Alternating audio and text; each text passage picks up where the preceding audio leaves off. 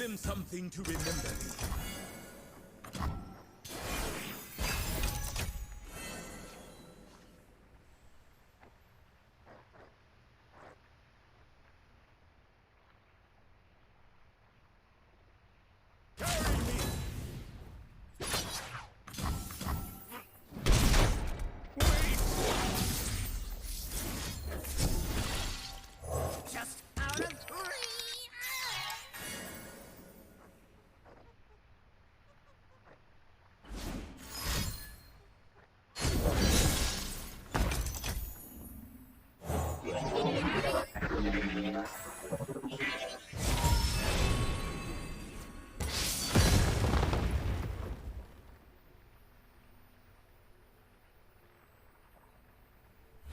Now, then, soon.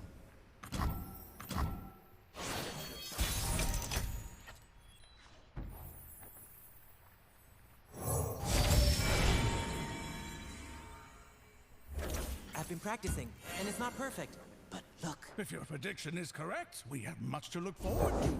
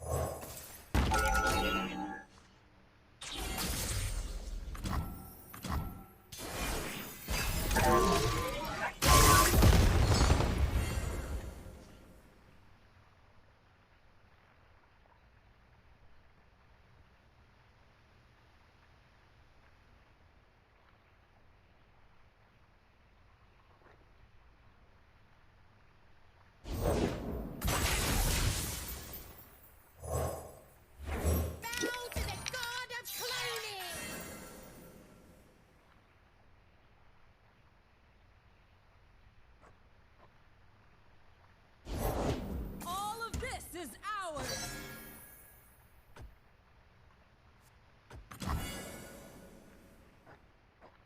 Over there!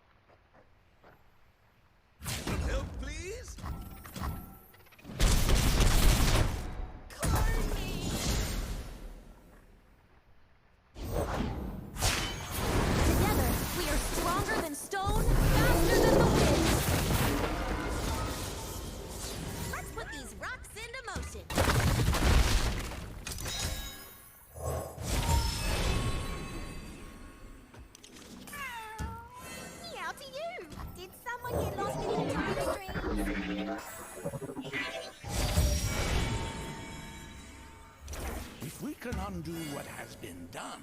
We can, Timekeeper. Let me show you.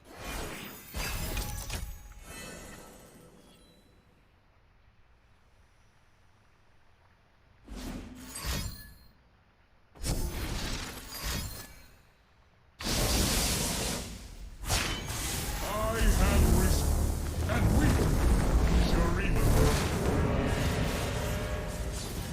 Men die, but Shurima lives forever.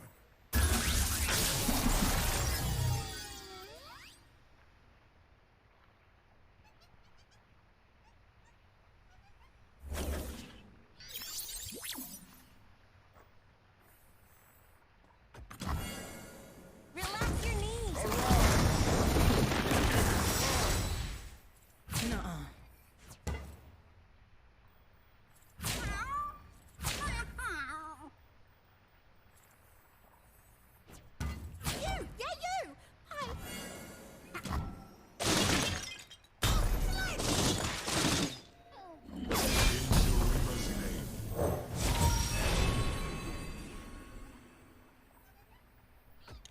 Okay, want to make me a few extra boards? Yes! I mean, sure, you know, whatever.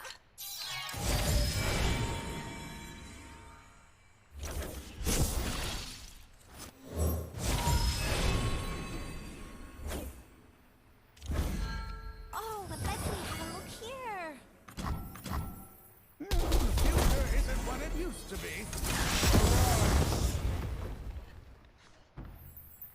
A new journey.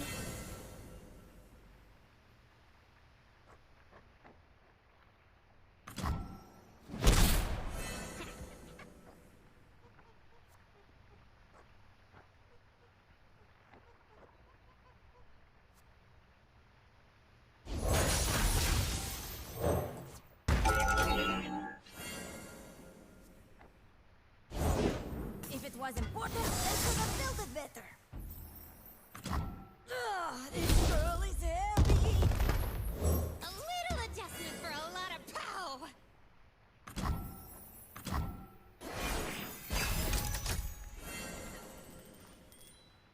Rolling rocks.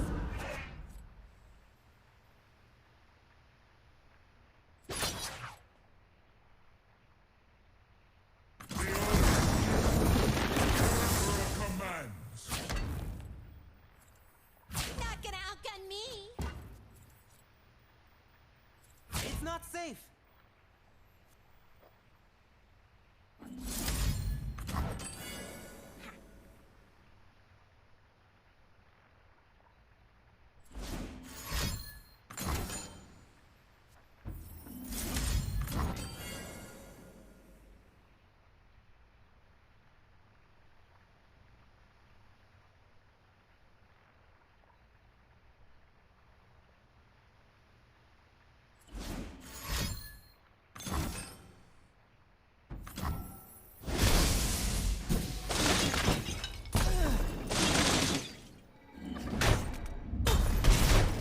No hope.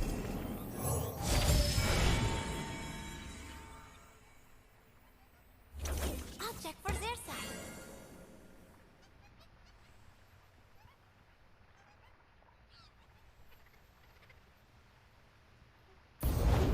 Shurima, my empire, my heart.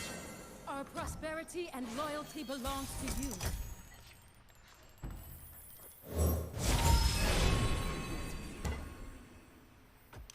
I always wondered what was out there.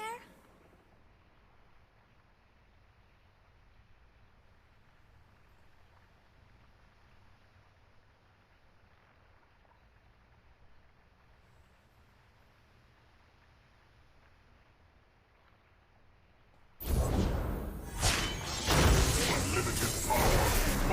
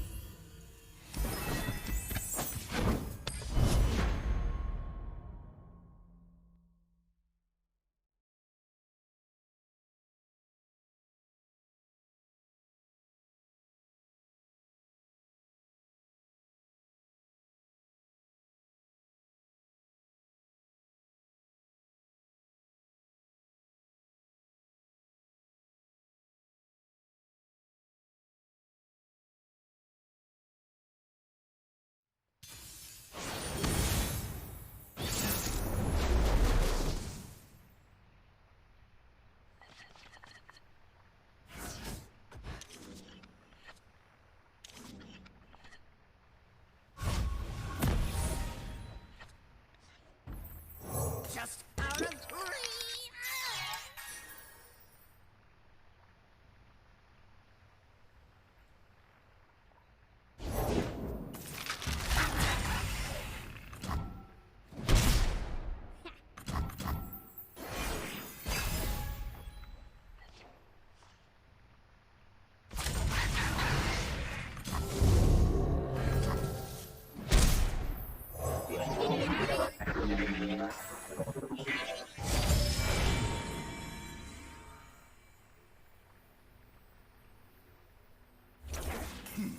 Now, when am I?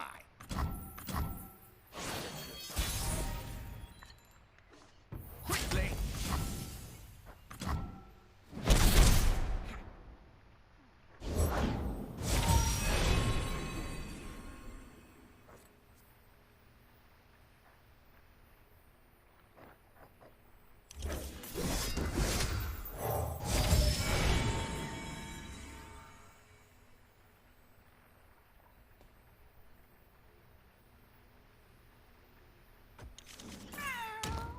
Cute, but really some timing on the.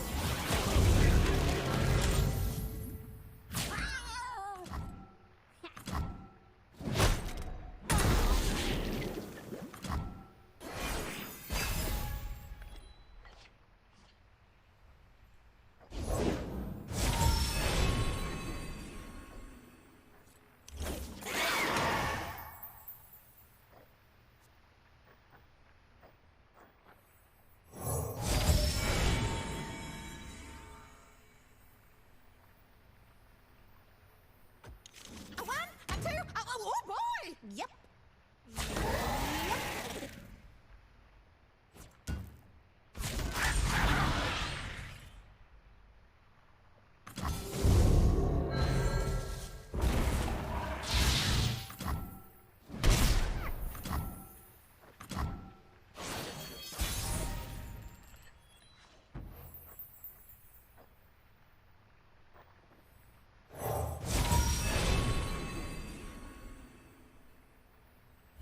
I always wondered what was out there.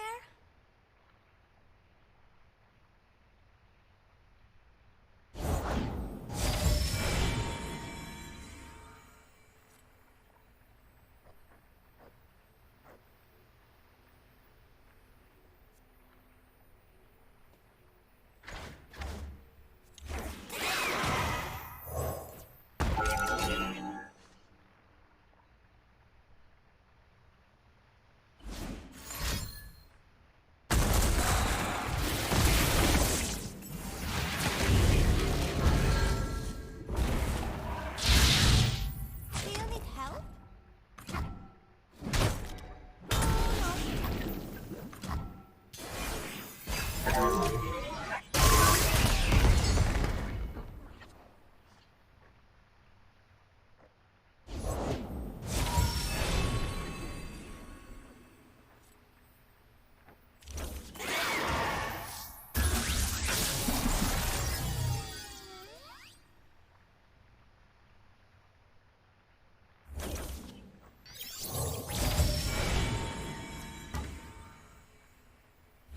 I've been practicing, and it's not perfect.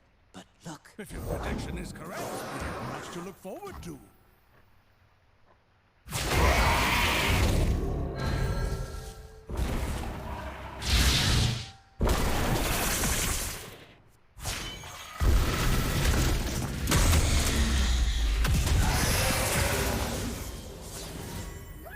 Real good to see you. Don't touch it!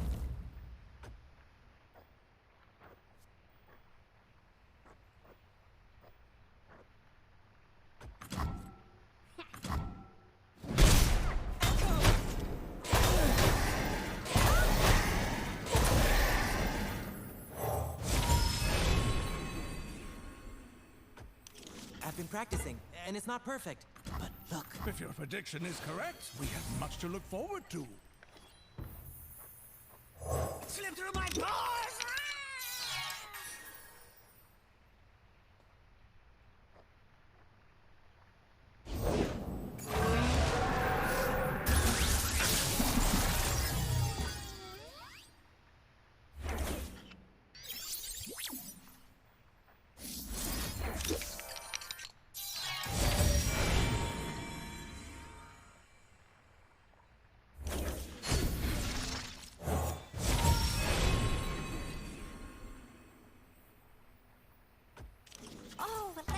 a look here.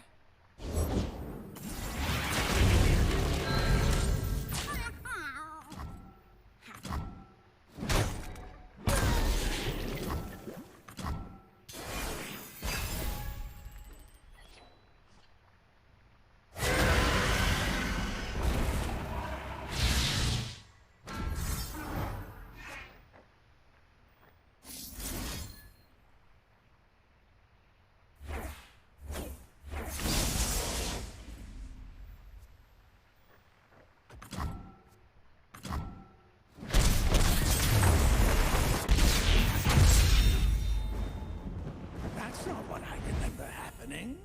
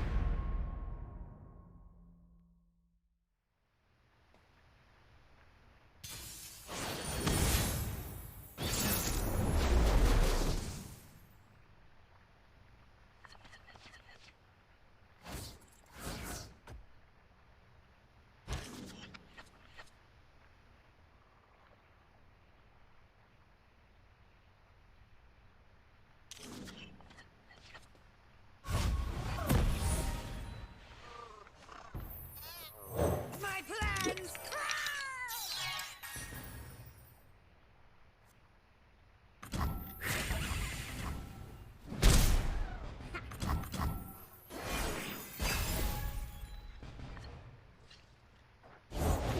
Home is just around the portal.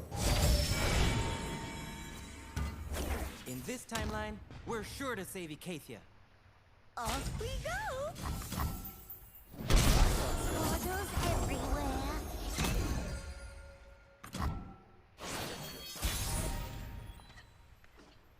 See what I've learned?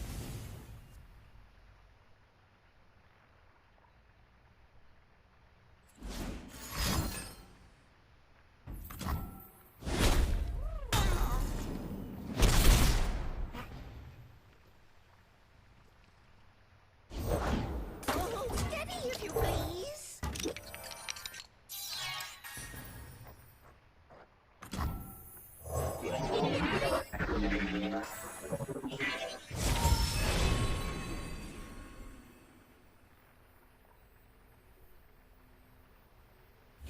If we can undo what has been done, We can, Timekeeper. Let me show you.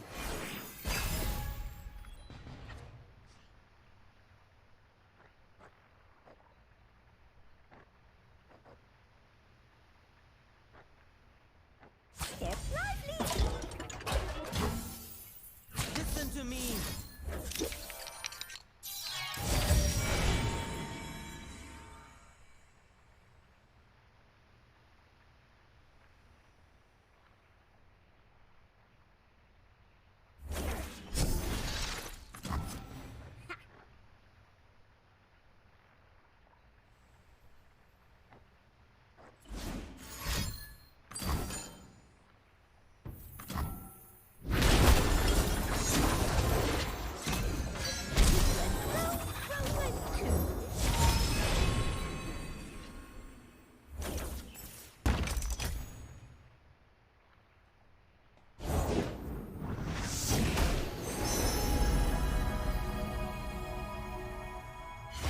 wondrous discoveries await below.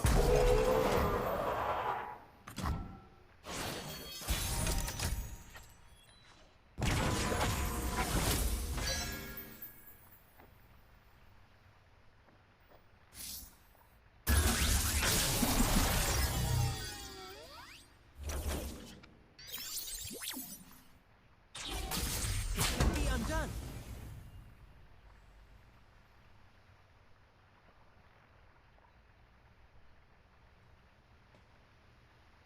Persistence is key. Easy does it. Persistence is key.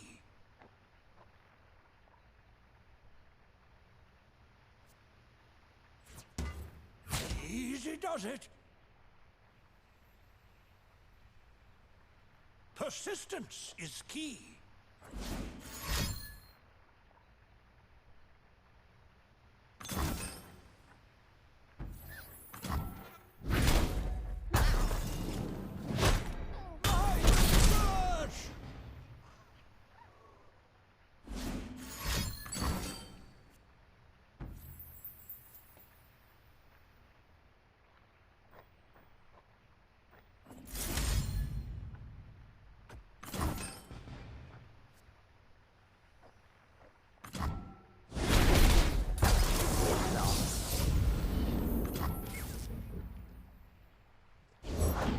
Joy is a good look in a book and a cat in the lap.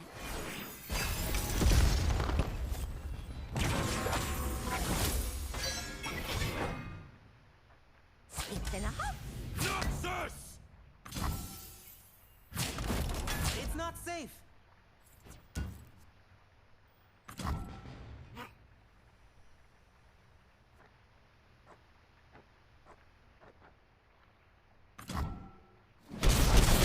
Bubbles everywhere.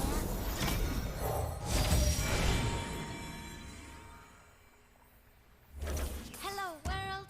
I'm Cypher. What seems to be the problem?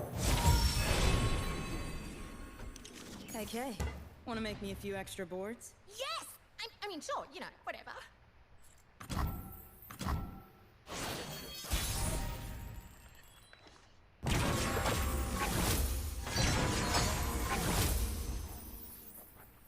Ba-da-da-da!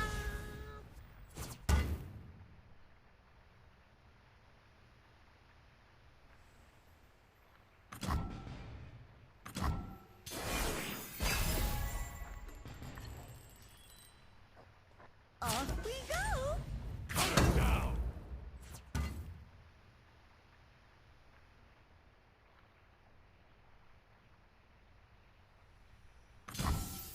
Oh, I'm gonna clone ya. Just a moment.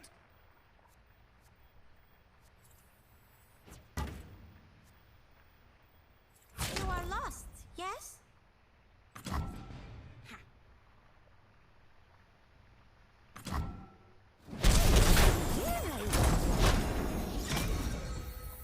Give me a weapon, I'll give it firepower.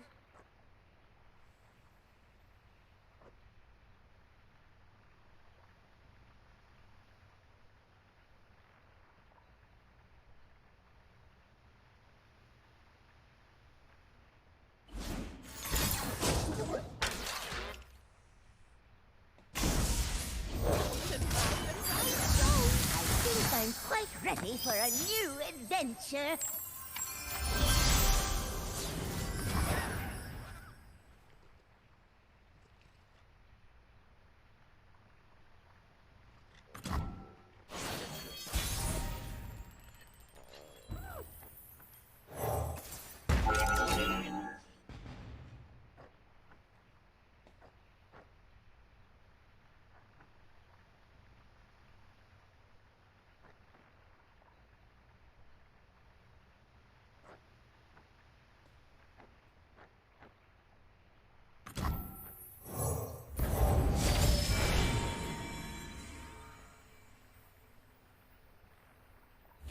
I've been practicing, and it's not perfect. But look. If your prediction is correct, we have much to look forward to.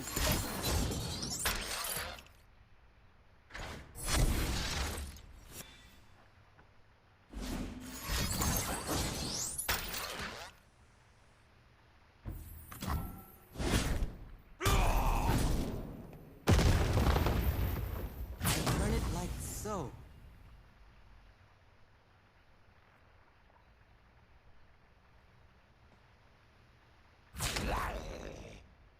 This isn't the way.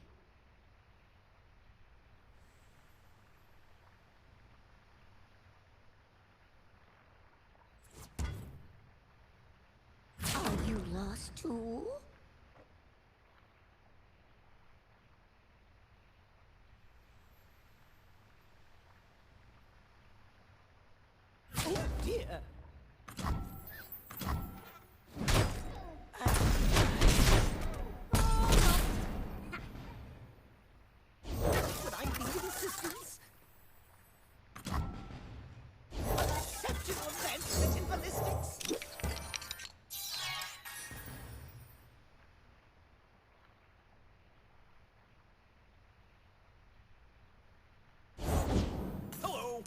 Want to join my party?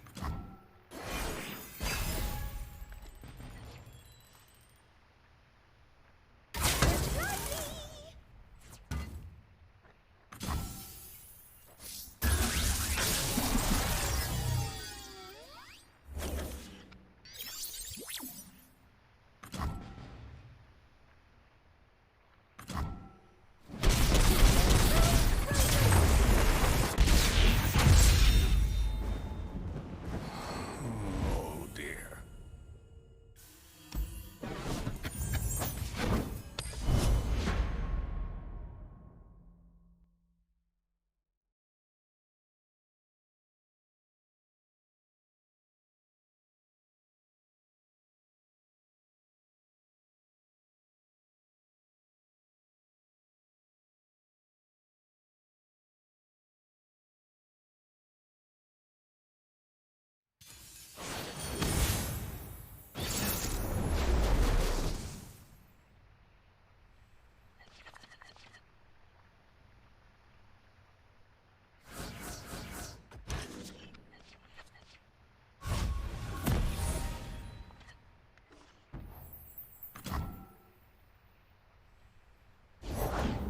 The breath takes, the waters give.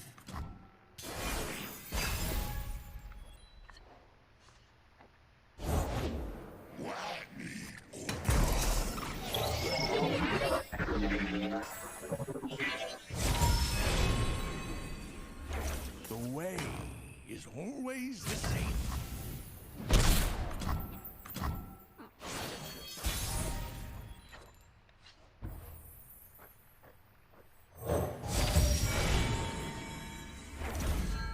I'll check for this side.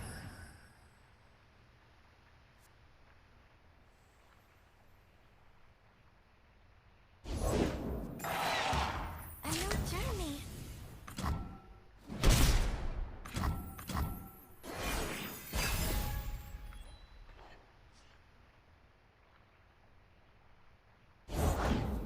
If I'm forgotten, then no!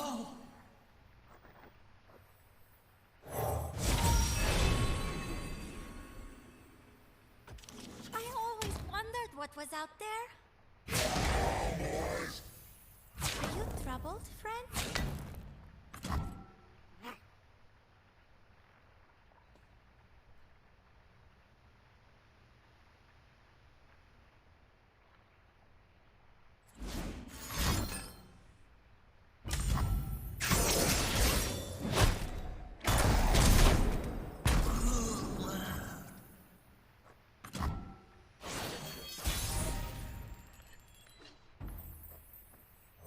My plans!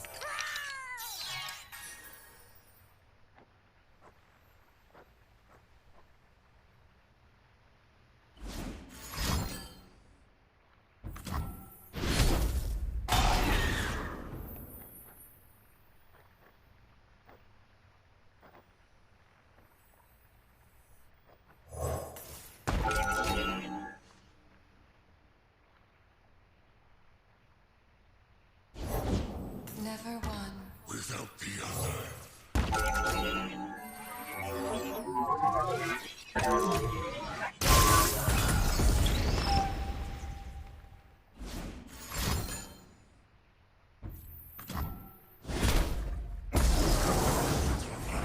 They will. Looking ahead.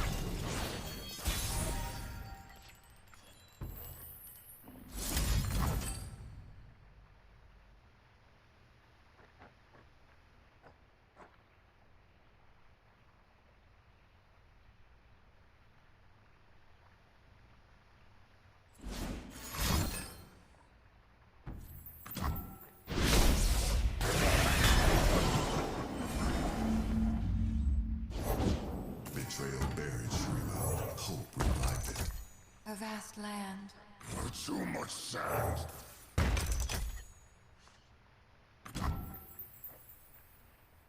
Nice day, if you're into coughing.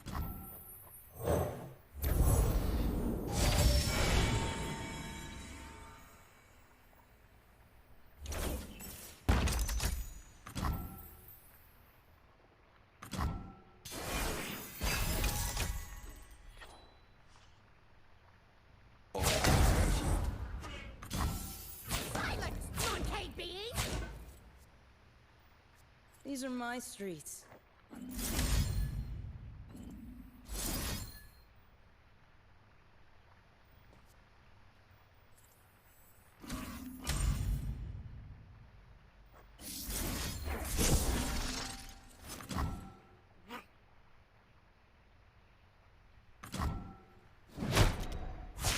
Life and death inexorably interwoven.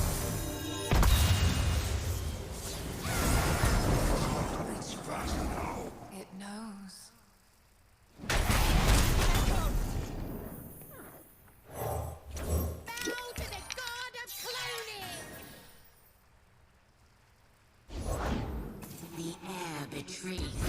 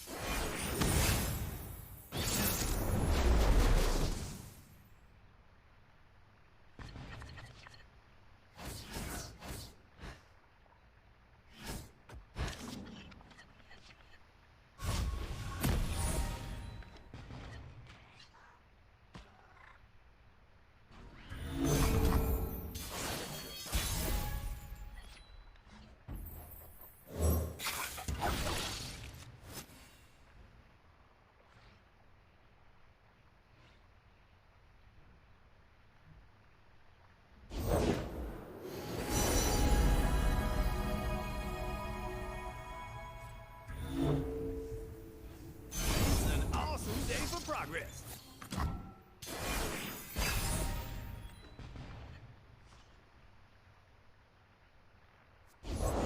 The Order rewards its faithful. There was a little fella asking for me.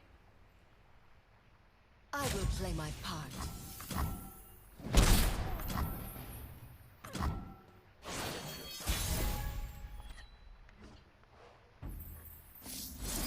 There they go!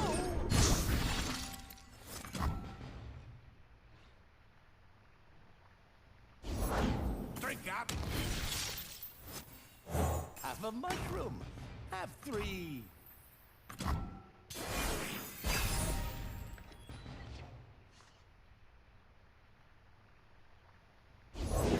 Order entropy, a never-ending cycle.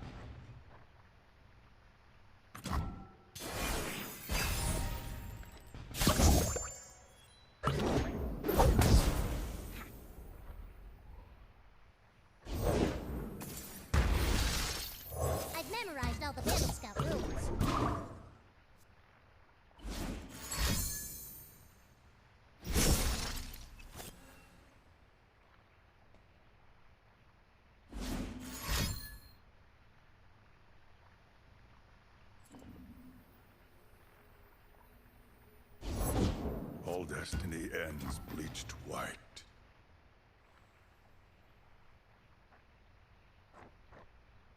Anything helps.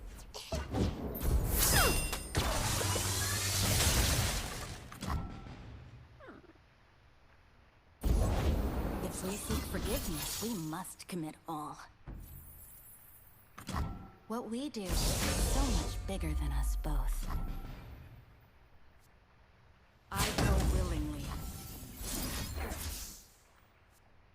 Would a mushroom help?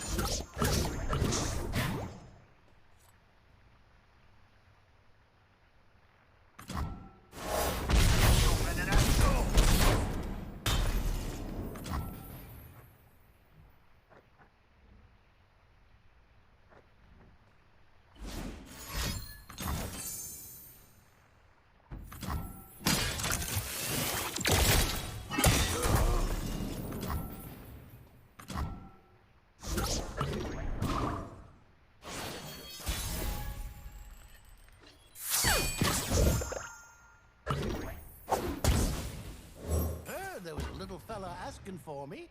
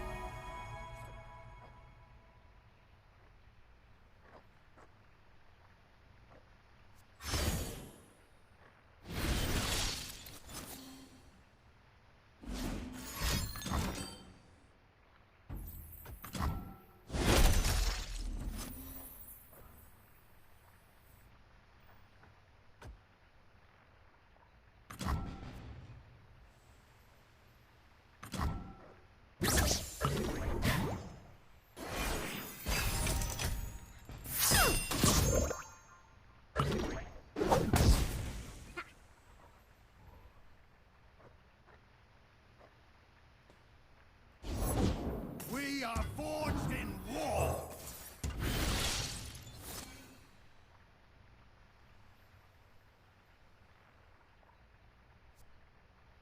The Craven will fall! Excuse you!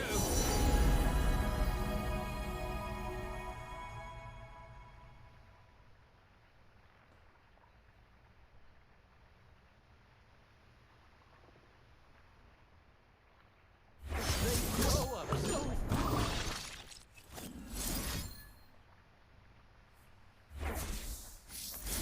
Beat it!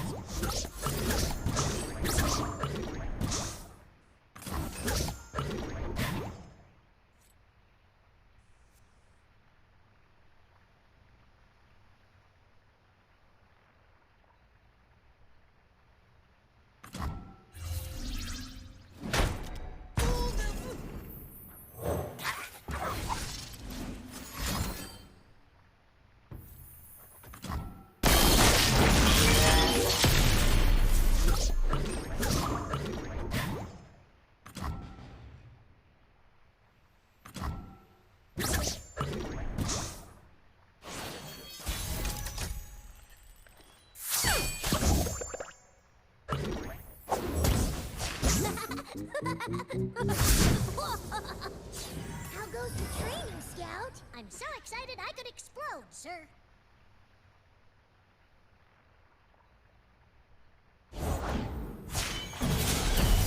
My spirit is unquenchable fire.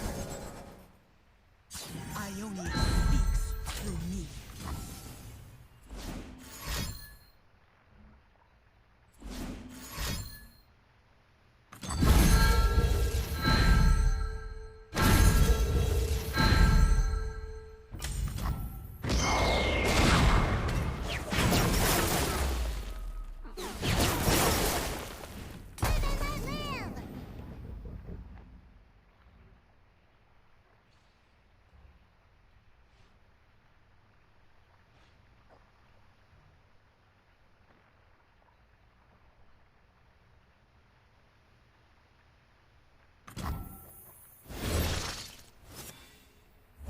Don't those fools know I own this city?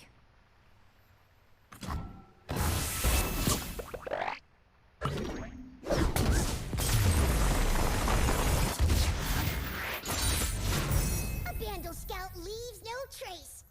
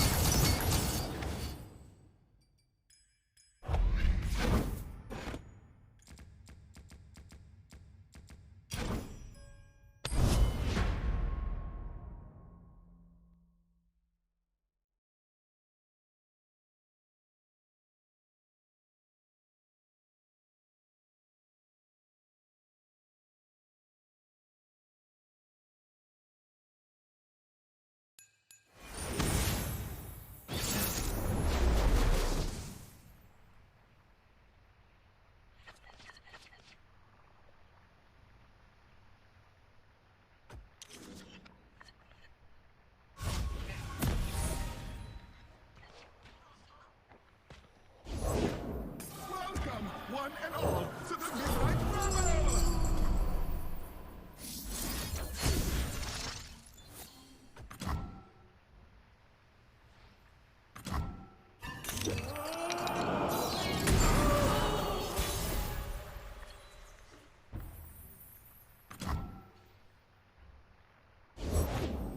Another guest. Wonderful.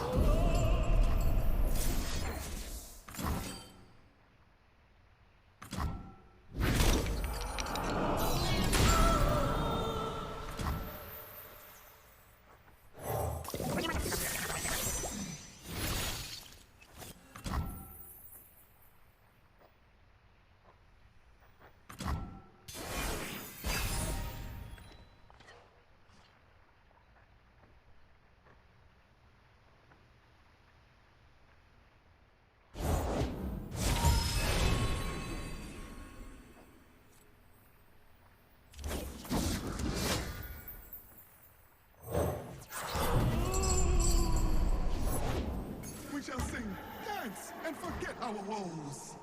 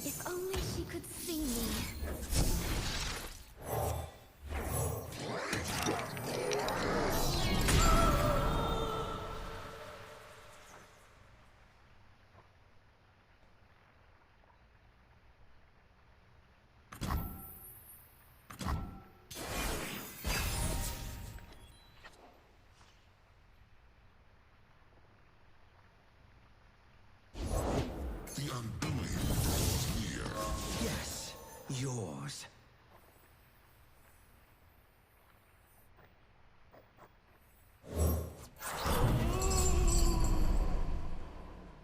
Just be lost.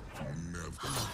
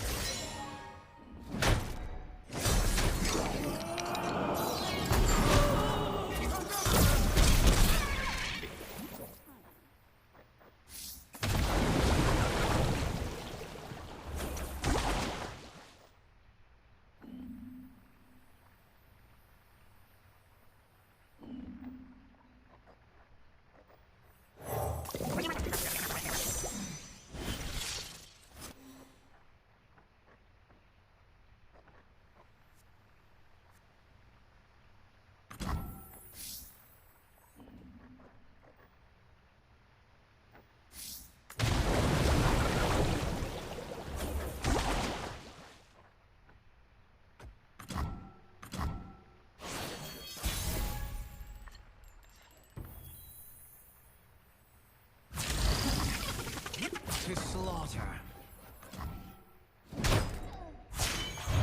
Drown in shadow!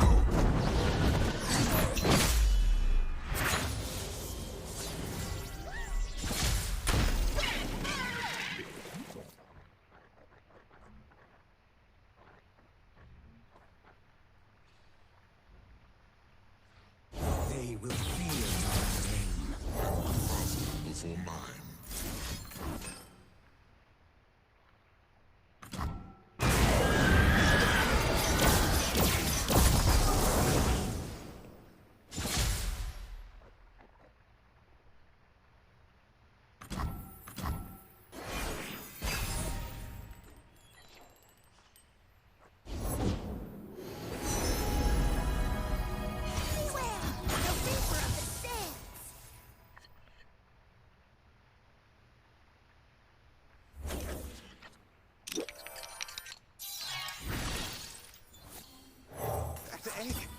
Did it move? It's there! Please, I have connections! The Reaper will return!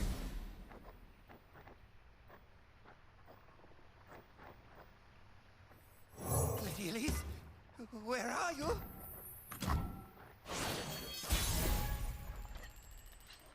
I must get out of here!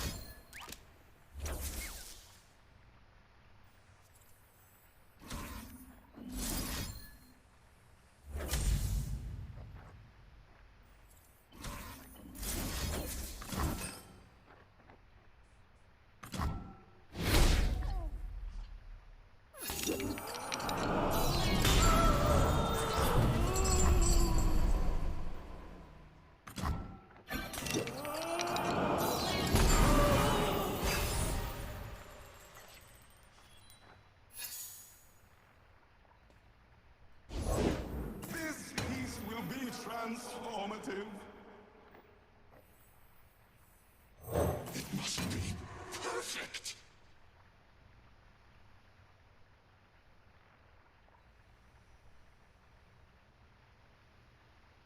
I want to...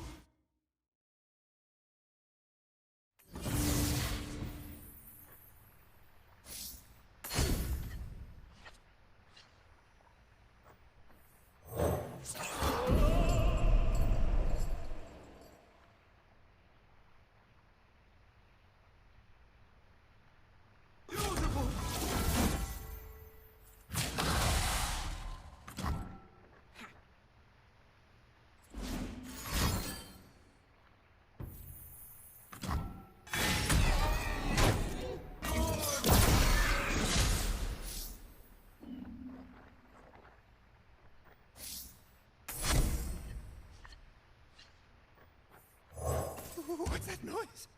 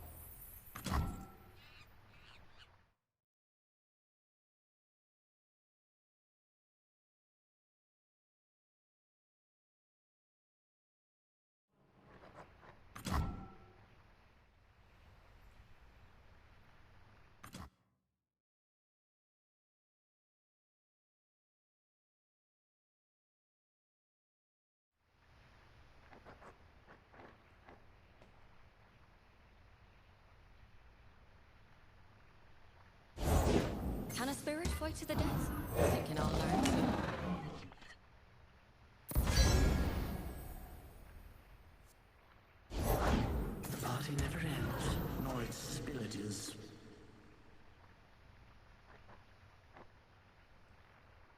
Very good.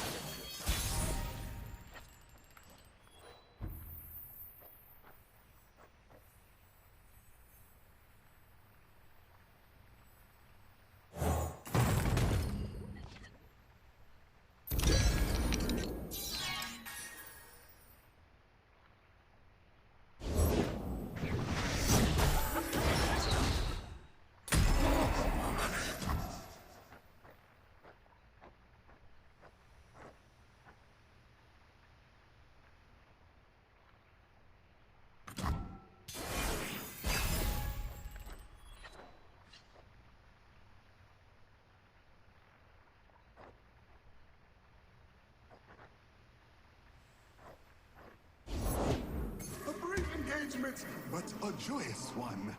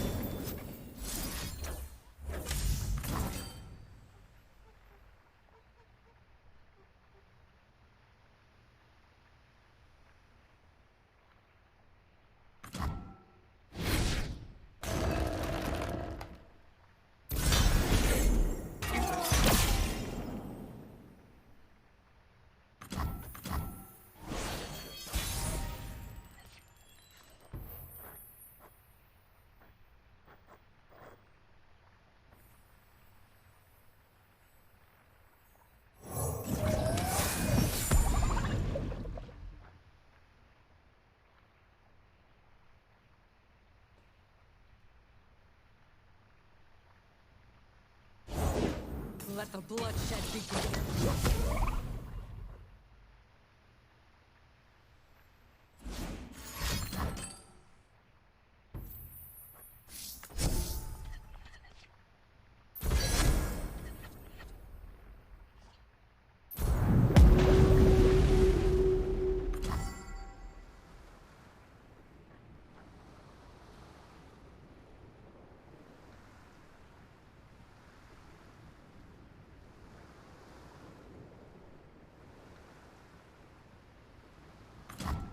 This might hurt.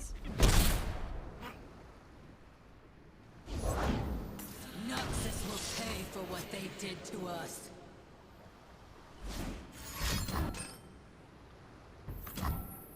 To the core.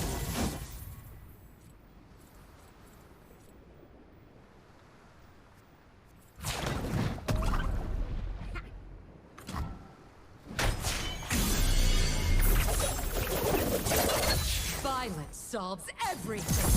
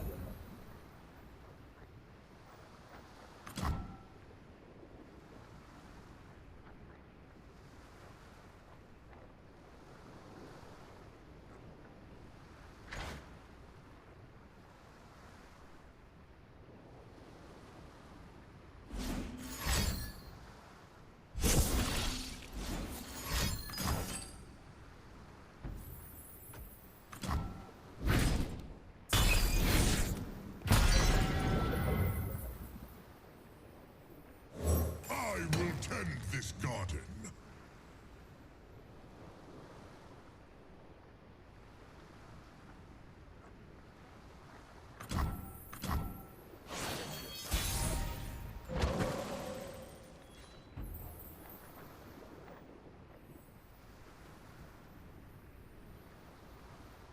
Blooding guts, golden glory.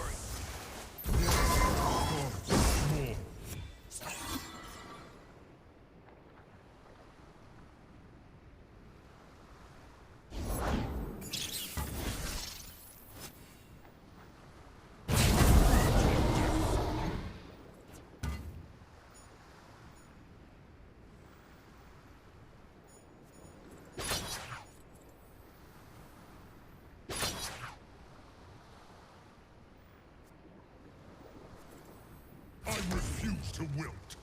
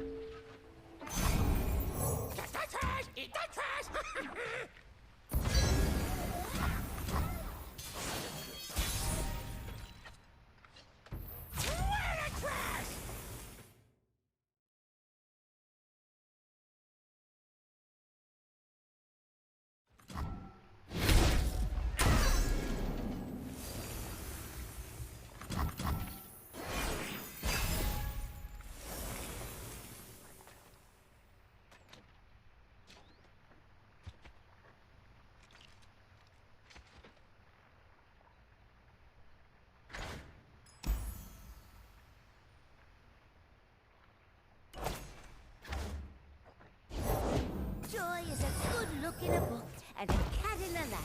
Step lively! Portals everywhere.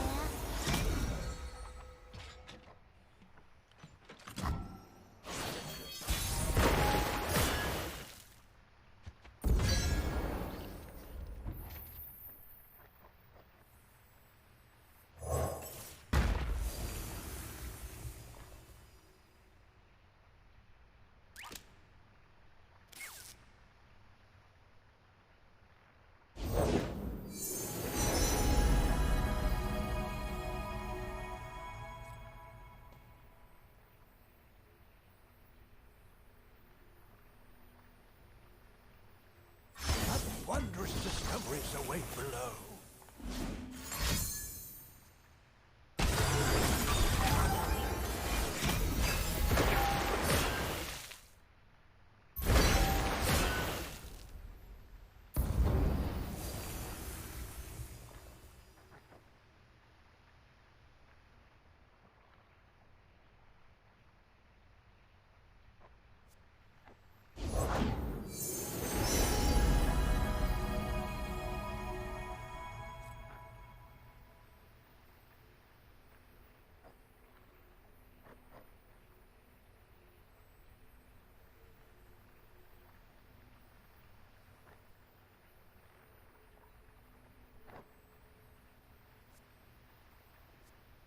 Astounding curiosities lie ahead.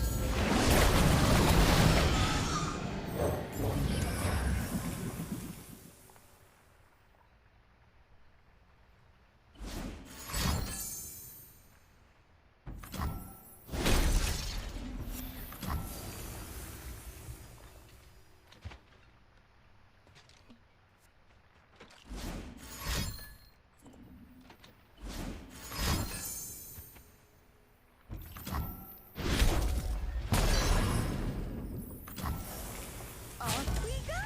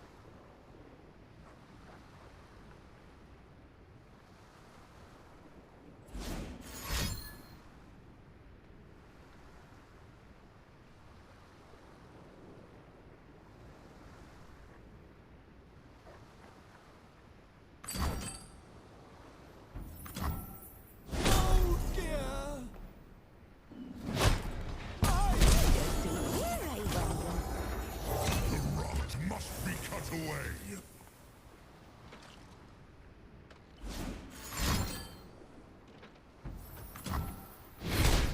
I'm sorry.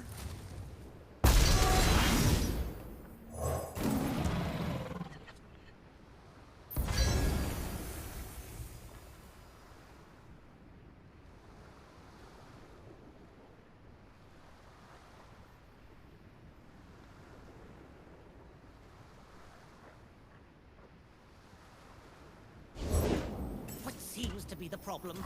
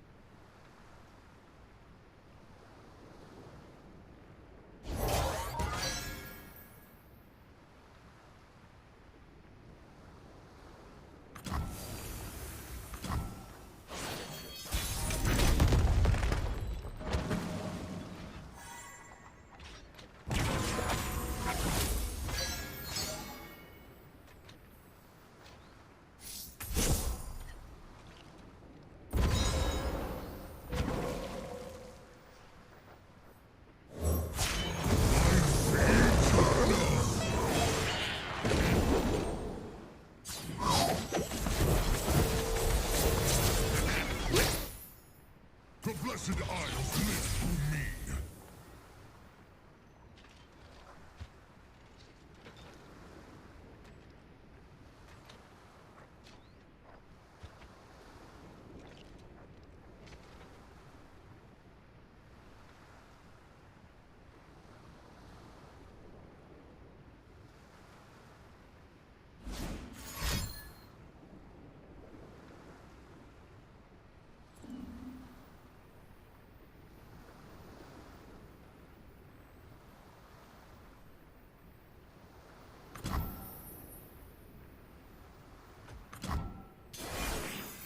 And so, life springs anew.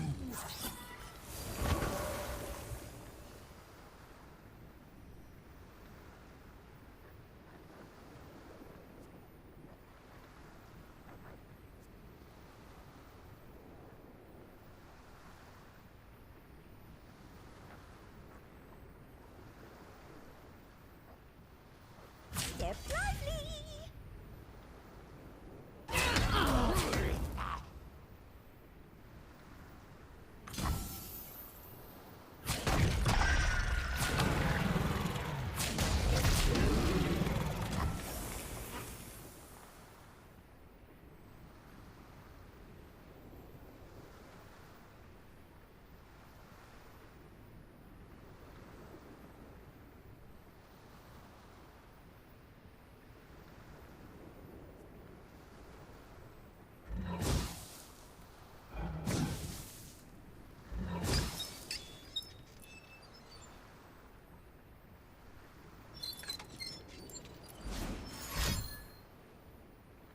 I tire of waiting.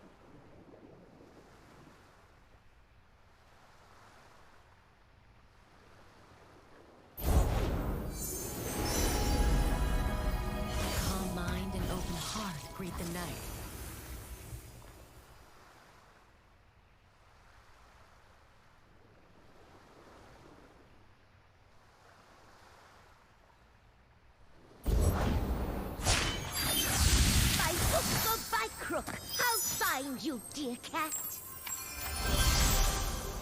Cup of tea? Fine by me.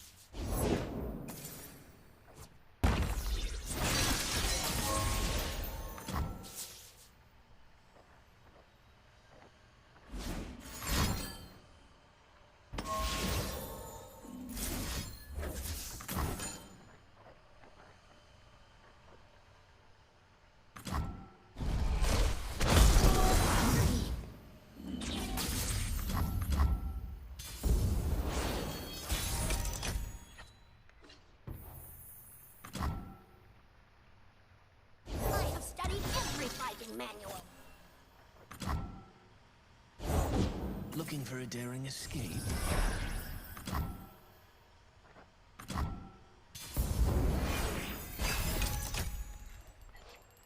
I know a way.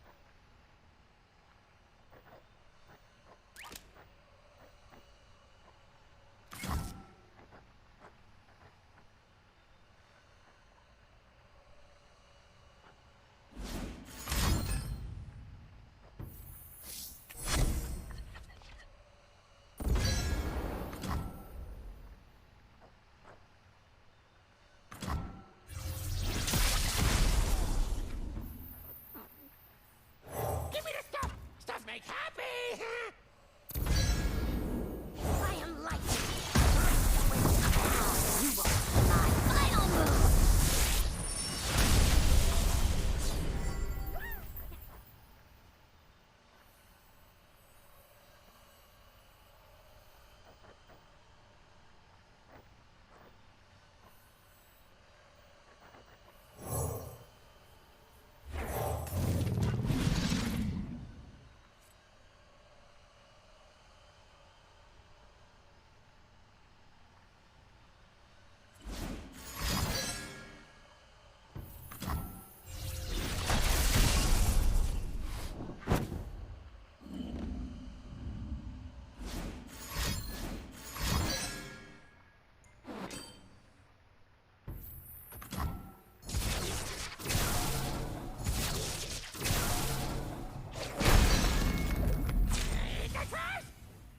You call that sneaky?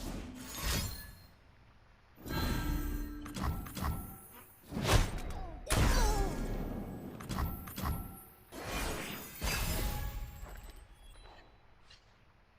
have mastered the rain, lightning, and cloud styles.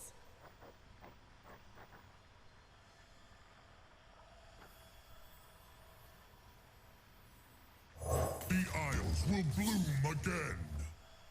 Quietly now.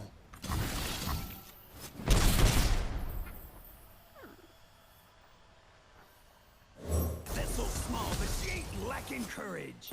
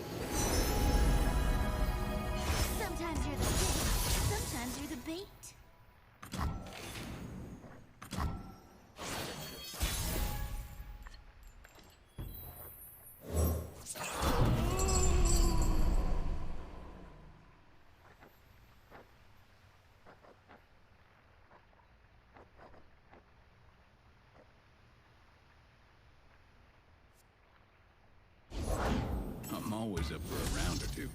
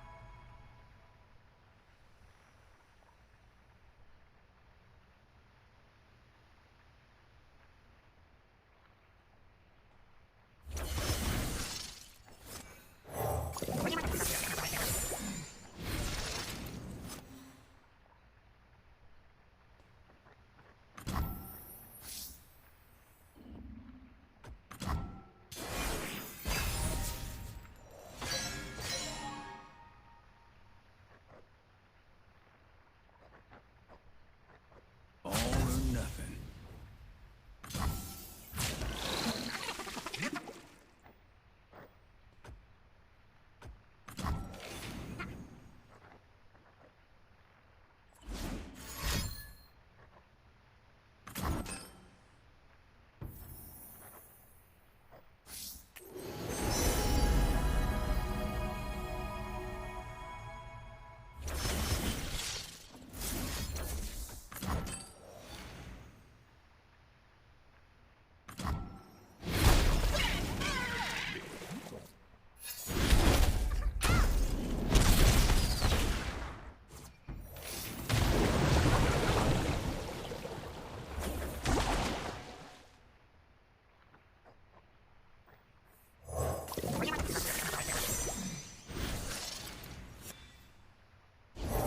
Talking without me.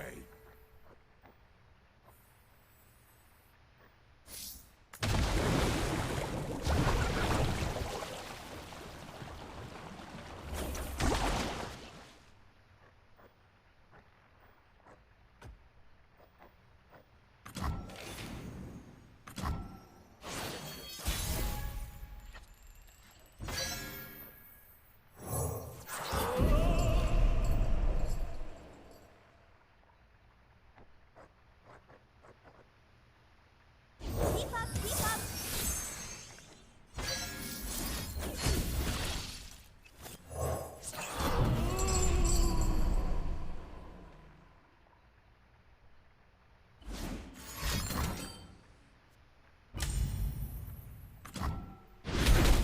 Swipe ya.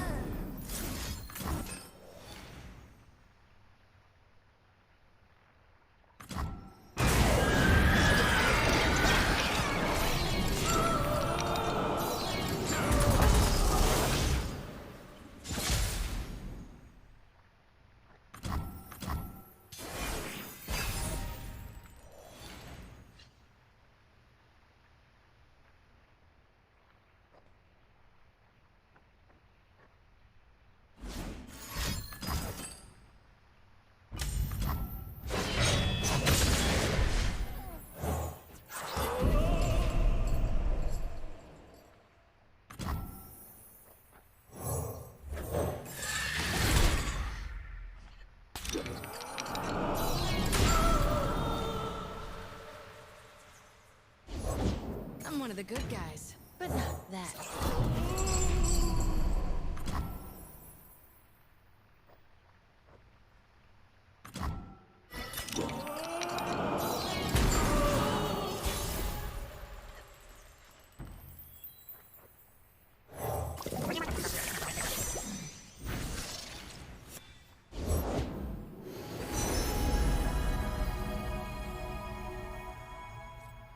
You're looking at Ione. Just 10 times running.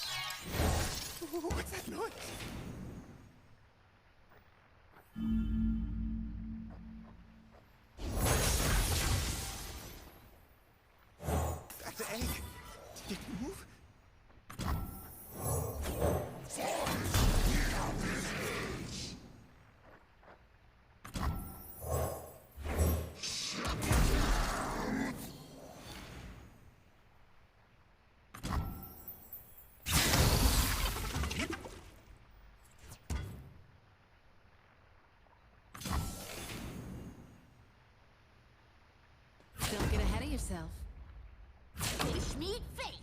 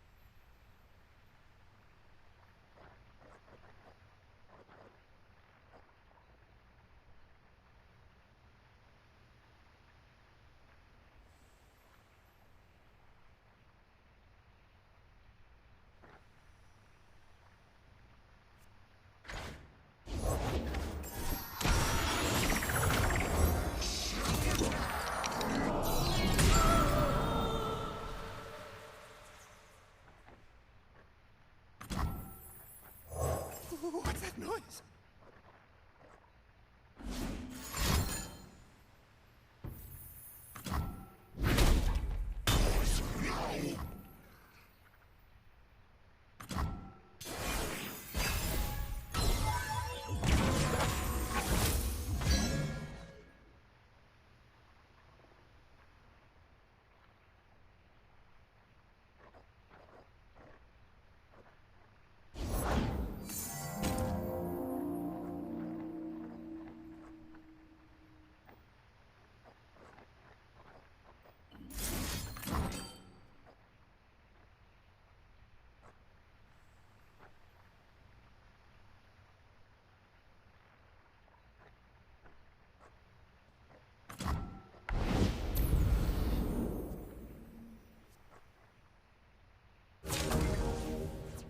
Ready, boy? Smash him to bits!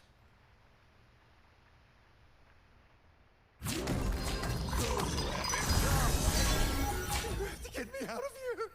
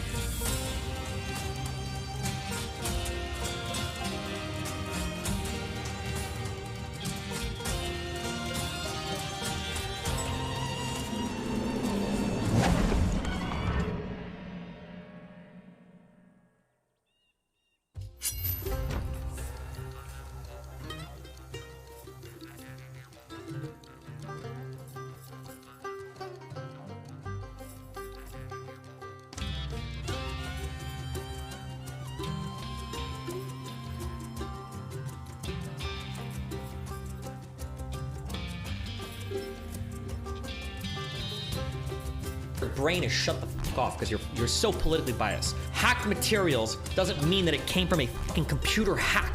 It means that there is non-consensual information published from a device where somebody didn't consent for somebody to do so. Plenty of people were talking about that story and had written articles about that story that were published on Twitter that didn't get banned. The New York Post story originally got caught by Twitter's hacked material policy. If you don't like that policy, that's fine, say it.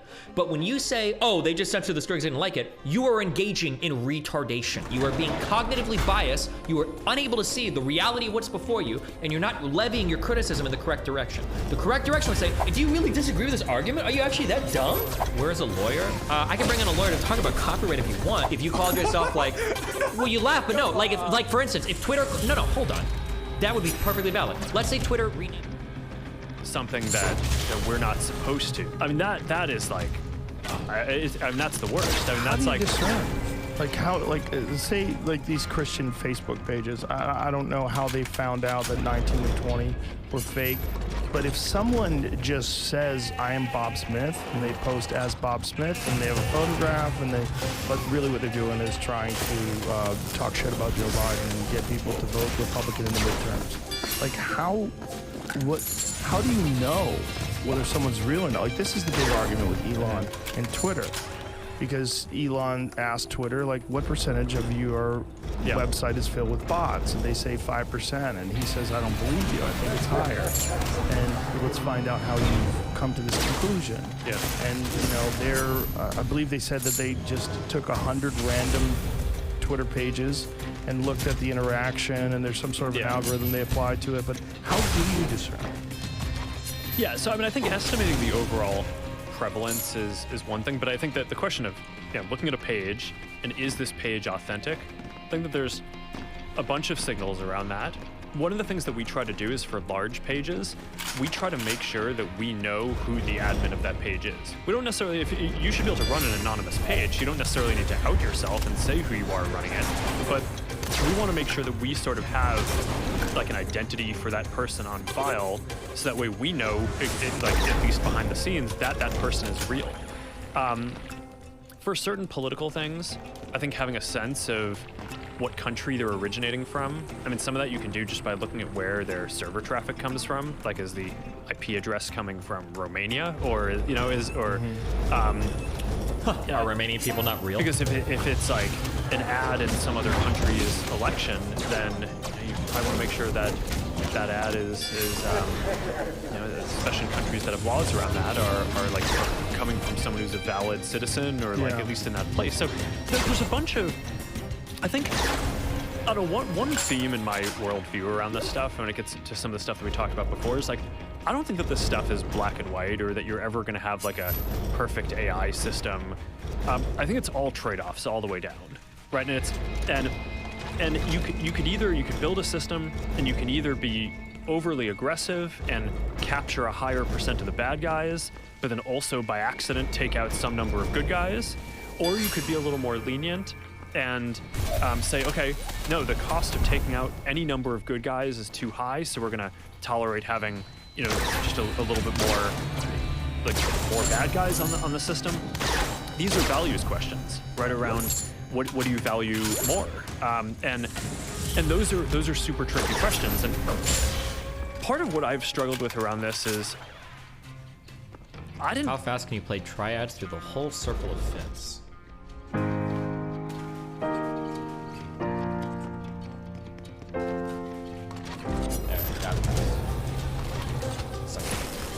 Get into this to basically judge those things. I got into this to design technology that helps people connect, right? It's like, and like, I mean, you could probably tell when we spent the first hour talking about the metaverse and the future of Facebook. So the answer is pretty slow? I mean, I could do it, but I just have to think about it. Hold on.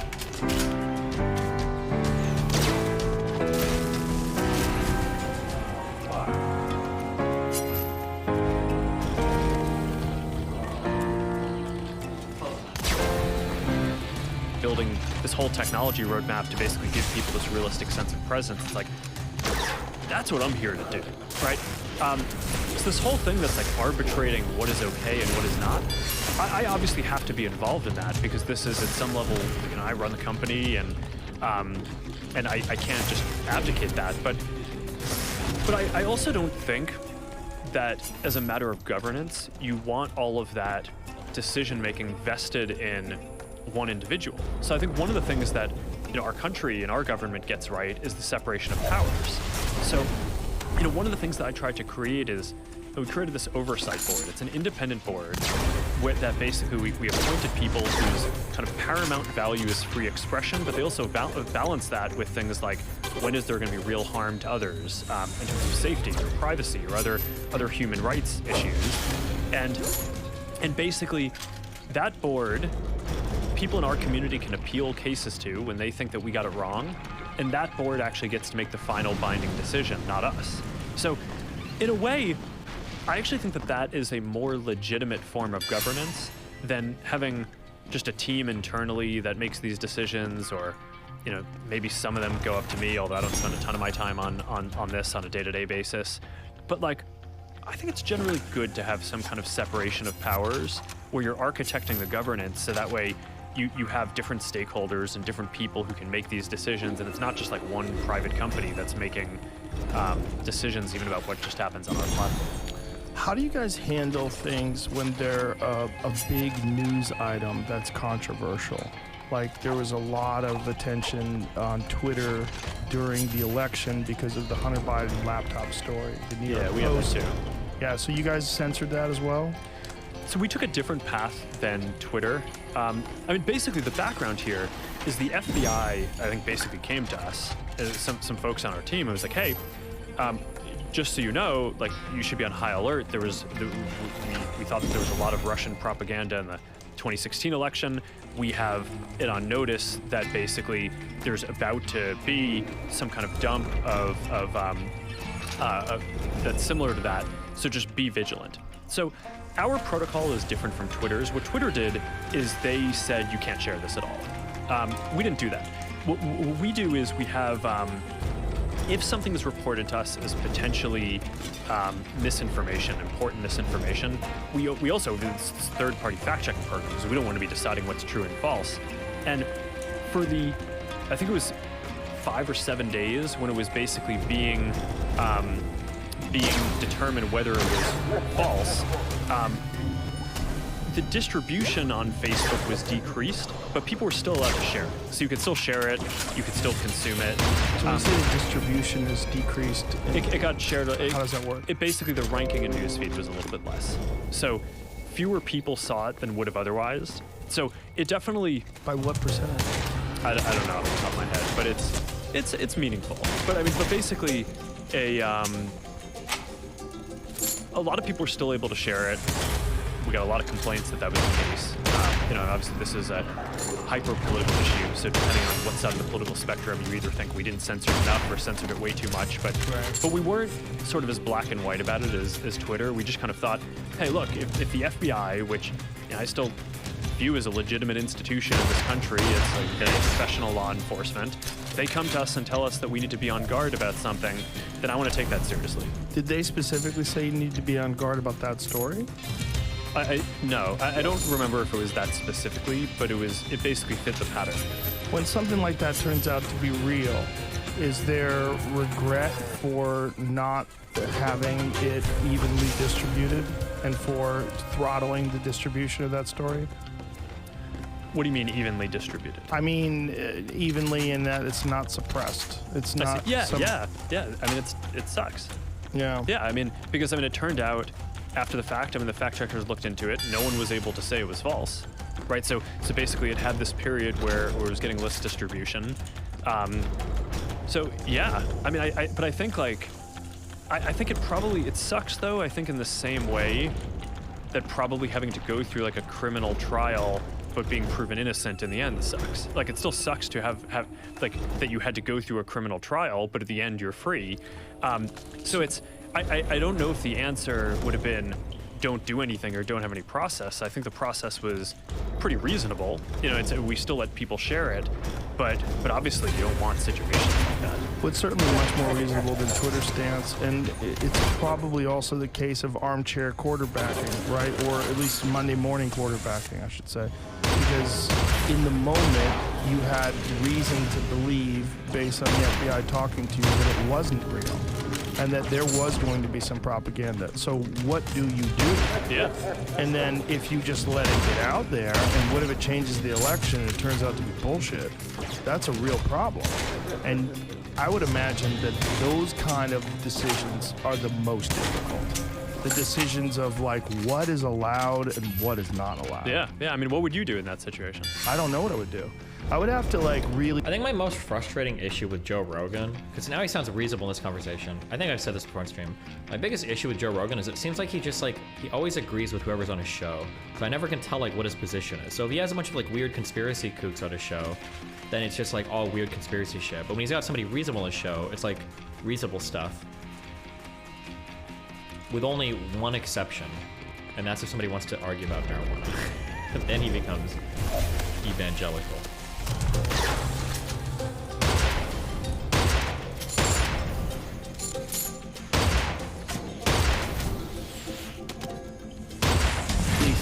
Well, first of all, you're dealing with the New York Post, which is one of the oldest newspapers in the country.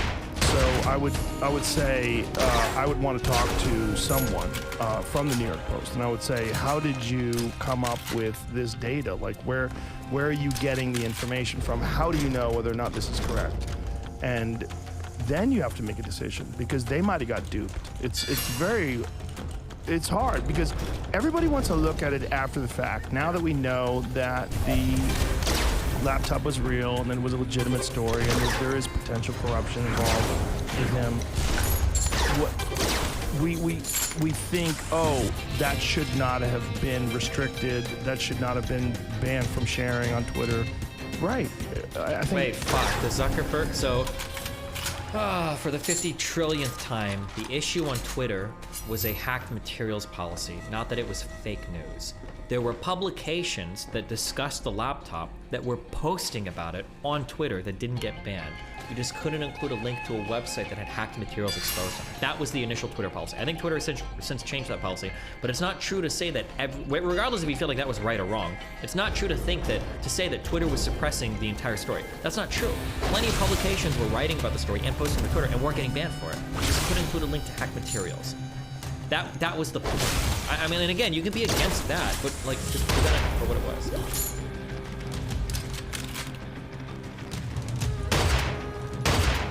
Everybody agrees with that. Even Twitter agrees with that.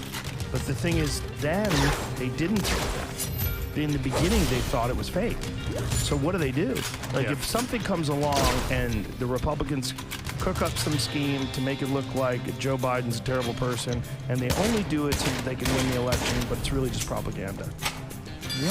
What are you supposed to do with that? You're supposed to not allow that to be distributed. So if they think that's the case, it makes sense to me that they would try to stop it, but I just don't think. Hold on, sorry, there's a guy in chat. Come on, that hacked materials policy, or policy was clearly just pretense. Other hacked materials were never censored and it was not hacked. Number one, it was essentially hacked. It was gotten through ill means. It was not something that was intended to be published, number one. And number two, there were people before that got in trouble for posting hacked materials. It was actually a left-leaning group that had to do posting, I think it was the docs information of a bunch of police officers that got in trouble, I want to say a few months prior. I'd have to go and find that story, but nobody talked about that one as much. It wasn't just pretense. Because I think if it was pretense, they would have banned all media publications talking about it, not just the people that were posting for that original, I think it was posting. That they looked at it hard enough. When the New York Post is talking about it, you know, they're pretty smart about what they release and what they don't release. If they're going over some data from a laptop and you could talk to a person, but again, like, this is just one story, like one individual story. Like, how many of these pop up every day? And especially in regards to polarizing issues like climate change or COVID or you know, foreign policy or Ukraine. Anytime there's like a really controversial issue where some people think that it's imperative that you take a very specific stance and you can't have the other stance. Mm-hmm. Like those moments on social media, those trouble a lot of people because they don't know why certain things get censored or certain things get promoted. Yeah. I agree. And it's like to be in your spot. And that was one of the things that I really wanted to talk to you about. Is like to be in your spot must be insanely difficult. To have, no matter what decision you make, you're gonna have a giant chunk of people that are upset at you. And there might be a right way to handle it, but I don't know what the fuck the right way is. Well, I think the right way is to establish principles for governance. Most of the content on the laptop was emails. I could be wrong, somebody correct me if I'm wrong, but I want to say in that original New York Post story that we're posting pictures of Hunter Biden with women as well. Was that not part of the original, on that original New York Post story? I thought it was.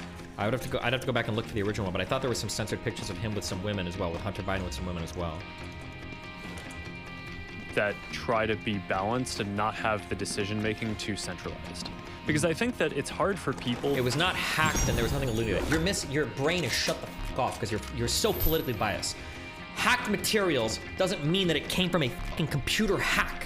It means that there is non-consensual information published from a device where somebody didn't consent for somebody to do so. So like if I were to steal some person's phone and then publish like personal pictures of them and then put that in a news article, that would fall under the Twitter hacked materials policy. It doesn't mean that it was like gotten through like a super ultra hack, somebody ratted somebody's box and got some files of it. It just means that you'd gotten files of a device and then published those without the consent of the person. And then whether or not it's newsworthy enough to reveal personal information, I guess was up to Twitter's discretion. Again, you can take issue with that policy.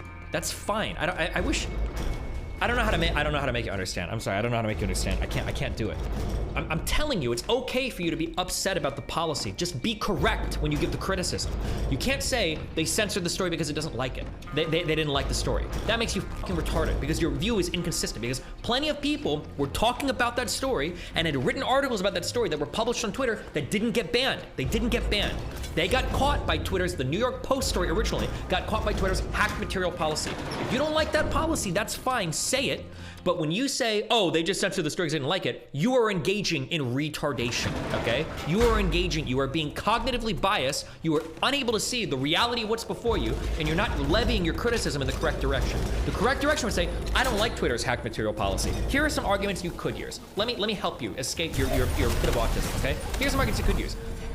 I don't like Twitter's hacked material policy because I think there might be newsworthy stories that could be published of somebody that would include hacked materials. So I think Twitter's hacked material policy has to go. That's one thing. A second thing, I don't like Twitter's hacked material policy because who could be a public figure? That particular part could introduce some bias onto the person making the story, right? It might be the case that I think that Hunter Biden is somebody that is worthy of publishing stories about, and these particular personal photos might be worthy. So I don't like the amount of discretion that goes into the hacked materials policy. That could be those two things, right? These are two arguments that you could levy, and those would be perfectly fine arguments. You can have that back and forth. But when you just go online, you're like, I think media censored stories that I don't like. Oh, well, how do you explain all of the other stories about Hunter Biden and his laptop that were published on Twitter that didn't get banned or didn't get taken out? Oh, well, and I already know your next answer. Your next answer is, well, they are, because this is the answer you give for every conspiracy. I know exactly how your brain works. It's the same shit my mom would say. You go, oh, well, what happened was the story got so big they knew they couldn't censor it all. So they tried to censor the New York Post one, and then it exploded. Its Streisand effect was out of control, and they knew they couldn't fucking ban any others. Right? That's it. And then now you've created like an airtight argument that you can never lose because you've got a perfect conspiracy to explain every single inconsistent thing that possibly exists. But to accept that like some team at Meta or that I personally am making all these decisions, and I think people should be skeptical about so much concentration around that. So that's why a lot of the innovation that I've tried to push for in governance is around things like establishing this oversight board. So that way you have people who are luminaries around expression from all over the world, but also in the U.S. Folks like Michael McConnell, who's a Stanford professor. The guy rightfully owned it due to an agreement Hunter agreed to when he brought the laptop to the repairman. Is that hacked? They're ill-gotten digital files. If somebody gives you a laptop and say, here, this is your laptop, you can keep. I don't even know why I'm explaining this to you. I can't tell if you actually believe how fucking stupid this is. If somebody gives you a laptop, like, hey, you can have this, and they forget to wipe the laptop first, and it includes a whole bunch of nude pictures of them, do you think you could just publish those pictures online and say, oh, well, I own the pictures? You don't own the pictures. You don't own the copyright on that digital material. You own the physical device itself. Owning the physical device itself doesn't give you access to, or ownership of, or even a license to redistribute the copyrighted content on that drive. Like, And that, like, full stop. But I don't even know if you disagree with that, or if you're just, your mind is just shut off because you so desperately want to believe the narrative that, like, oh, I think they censored the story because I don't like it. If you forfeit the ownership, then it gets sold does not equal hack. Ask your boy Rossman about his sales of laptops that were never picked up. Sure, if Rossman wants to come on a fight with it, we can fight over it, but he's gonna agree with me 100%, or he's gonna be wrong. Just because you sell a laptop to somebody or give a laptop to somebody does not mean that they get access to the copyrighted materials in a way that they can redistribute or republish them. You can't do that. Like, Erkin Chat says, to add to what you're saying about the hack materials policy, not only was Blue Leak censored, but DDoS Secrets that posted the story didn't hack it, they just shared it and they got their account banned. New York Post not only got unbanned, but Twitter literally changed the rules for them. So New York Post actually got special treatment.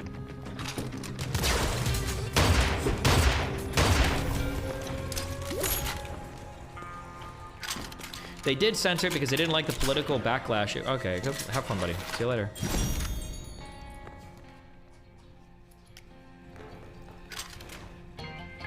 Imagine thinking social media companies don't censor stories they don't like or have a clear political bias. Nice, good one, dude.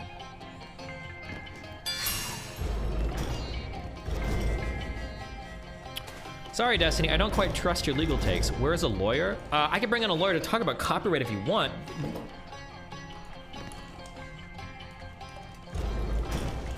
Do you really think so? Do you really disagree with this argument? Are you actually that dumb? Ultimately, this is even for the Supreme Court found that cell phone is entirely unlike a typical container, for instance, a cigarette pack. Sure, both might contain evidence, but that evidence is physical and one is just digital. The other, and digital evidence itself was told is both vast and tremendously personal. Today's smartphones, blah, blah, blah. This quote explained data revealed by cell phone may not actually be stored on it with cloud computing. Like, police even need a separate search warrant to search your phone. Like, if I buy somebody's laptop and it's got personal pictures on it, do I have a right to publish those pictures on the internet? Hello? Hey. Hey. Hey. Wake up. Loser. You are a loser. You don't say anything, you're even bigger than this. Hello. Alright. So, in answer to your question, yes and no. So, the no is that typically speaking, the person who owns the copyright on something is the person who takes the picture. So, you're not necessarily buying the copyright to the picture, so could you post them online? Probably not. However, most people might just sit there and sell the content of the laptop and say, I don't care about whatever's on the laptop you own, in which case then, yeah, you could, because you would have ownership of the information. You would have to have a pretty explicit agreement for that, though, I would imagine. Like, if I drop my computer off at a computer repair shop, unless I've signed a contract saying, well, you know, if I leave this here forever, you get the copyright to everything in the drive. You can't just republish the contents of that drive. Agreed, yeah. Yeah, because there would be all sorts of copyright infringement issues inherent in that. For instance, software or things like that that have a very limited license, you wouldn't be able to just post online. So it would have to be a situation where you do have that in the contract. And I know some repair shops do have something like that in the contract, where they sit there and say, like, if it's considered abandoned, you hand over not just the physical item, but also all information on it in terms of a copyright. I would be super curious to see a repair store with that, because if I had to make an assumption, this is about seeing specific contracts, my assumption would be that any repair store is going to have written in something about, like, wiping the data. That sounds incredibly insane that a repair store would say, like, hey, if you leave this laptop here, if you don't pick it up in time, we get all your shit on your computer. That sounds wild to me. I mean, standard practice is that you should, like that's just good industry practice. But like I said, you know, it's been years since I've seen any of those kinds of contracts. So obviously the landscape's changed a bit, and also the type of data that you would have on a laptop is much different. But let's say, for instance, you have your company's financials, or you have you're a practicing physician or something like that, where you might have patient files. Like, there's obviously going to be third-party rights and privileges and other sorts of laws that might come into effect. Let's say that I had like an unpublished book that I'd written on a drive and I accidentally like lose the drive at a repair shop or whatever, do you think that whoever owns that drive now can just publish my book, my unpublished book? Probably not. I would say that he's going to say fair use, and I understand where he's coming from fair use. But in a particular situation where you're talking If about someone abandoned a laptop with the password to their Bitcoin on the possibly monetizing the them. content, it's going to be hard to get fair use out of that, especially when you're talking about like publishing an unpublished book. Is there any legal precedent on this? Have there ever been like court cases relating to this? Off the top of my head, no. But I know that there have been court cases about reposting or resale or otherwise transference of intellectual property. You'd have to do like a right of first sale sort of situation where you have the physical media and you're, trading it that way. But it becomes really difficult when you're talking about all digital media content, the entire content. Mm-hmm. Okay. All right. I mean, if you want to drag Disco in, I'd love to hear his argument on the fair use, other than for like just information, benefit. But that's up to you. Okay. Hold on, I'm just calling my lawyer friend to see what they say. Let's try to discuss this. I'm not aware. Okay. Love you. Be careful. Bye.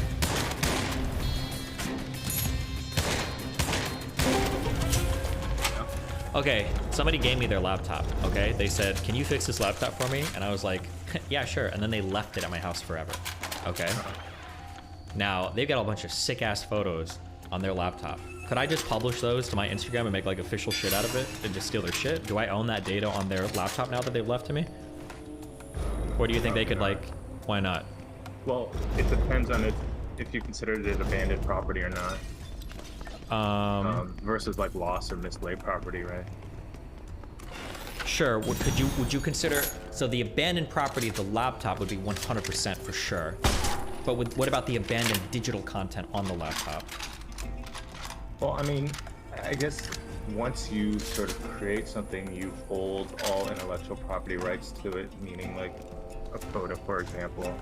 So I don't know if you can really relinquish those rights just by virtue of giving up the physical medium that it's on.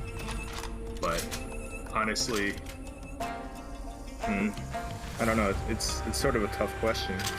Do you know if there's any case on this? Like, has this ever been tried in court before or not? I mean, look, but I doubt it. Okay, all right. Calling peace guy. I don't know. I haven't dealt with anything like that. Okay. Loser. I love you. All right. Bye. Yo, can you hear me? Yeah, loud and clear. What's up?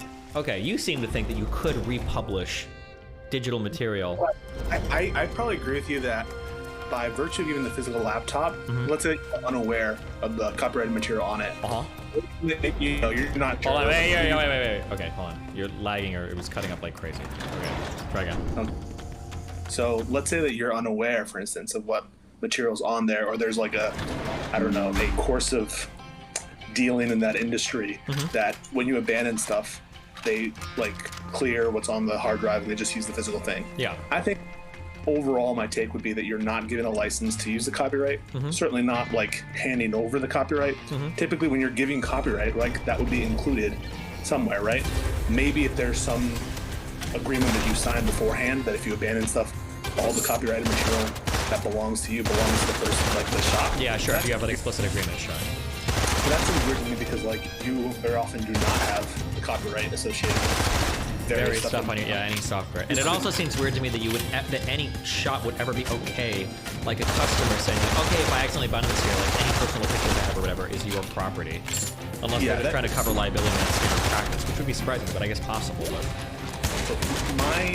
I would argue that the infringement stuff that you probably wouldn't have given a license or indeed ownership of the copyright just by virtue of abandoning it. I just think that like with very famous people and with very newsworthy stuff, I think that you get over the hurdle with fair use. I know that there's case law with President Ford's memoirs about the pardon he gave to Nixon and stuff, where people were writing like a book, and then some news organization took out the best quote of the book, an unpublished work, and then just sort of sold that, or like gave it to the readers. So I think that like it being unpublished probably gives it more copyright protection on the fair use ground. But if it's like really newsworthy, I think I agree that for some newsworthy things, there must be some exception. So like, for instance, like, it doesn't seem like there's copyright on emails, right?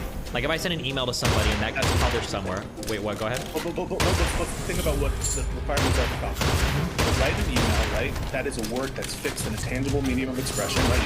That email exists somewhere, right? On some server. Yeah. So that email is fixed.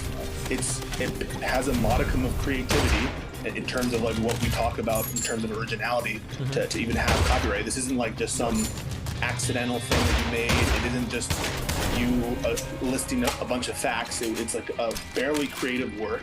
So I don't know why copyright wouldn't extend to emails. Those are tangible. Well, because then I feel like anybody could basically say like you're not allowed to report on or publish any email ever, right? Because it's all copyright protected. But there's no way that could be the case. Well, think about this. Yeah. Computer programs are copyrighted. Why? Software is copyrighted for sure. Yeah, they're literary works.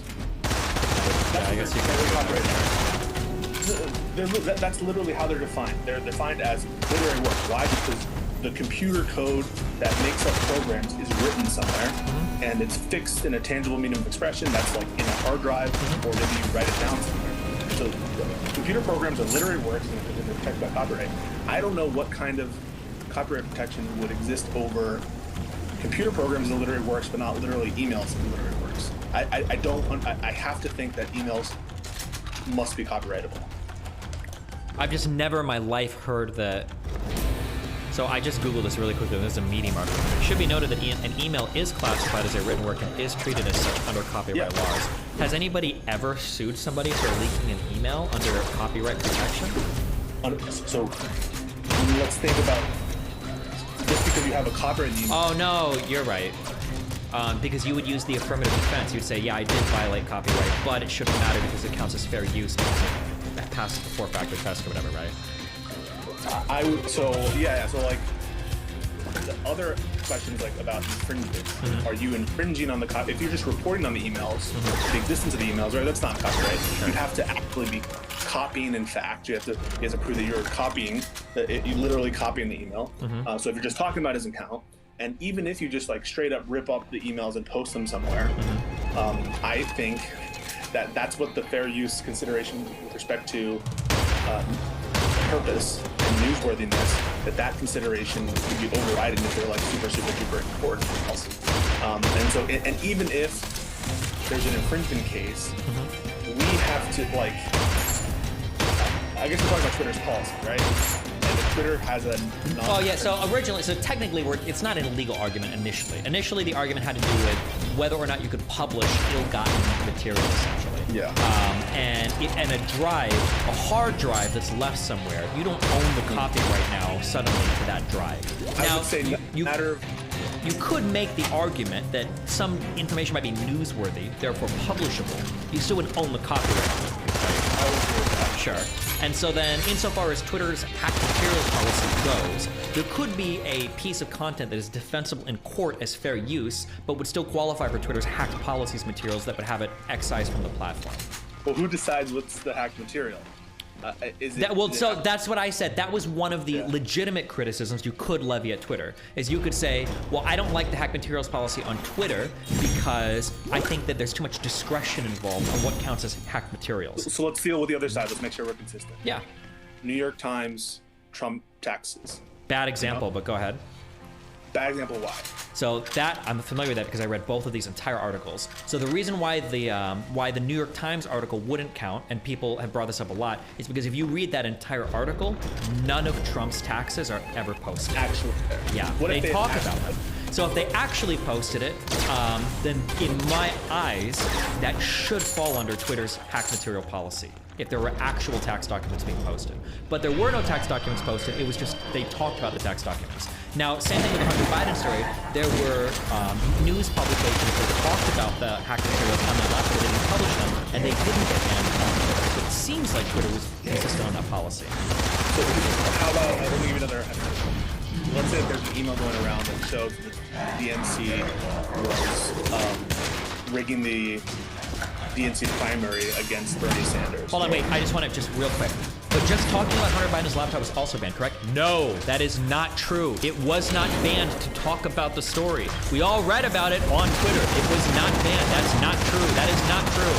Destination bias for sure. Perma ban. See you later. I banned like 30 people in your chat. Oh my god. Okay, go ahead. Which is funny because usually I don't even know how I fall on this. I think that like for sure if there were just people talking about it and Twitter started banning those people, that you and I would both be like, that's cringe. That seems very strange. Yeah, like under what part of your TOS or whatever are we not even allowed to discuss hacked materials? Because that would cut off everything. WikiLeaks reports, everything, Snowden leaks, Right. like that would be insane. We couldn't even talk about that stuff. Yeah, for sure. Yeah, so that's stupid, and that shouldn't be a policy, and it obviously wasn't the policy. So like we should move on past that talking point to saying like people were silenced for even talking about it.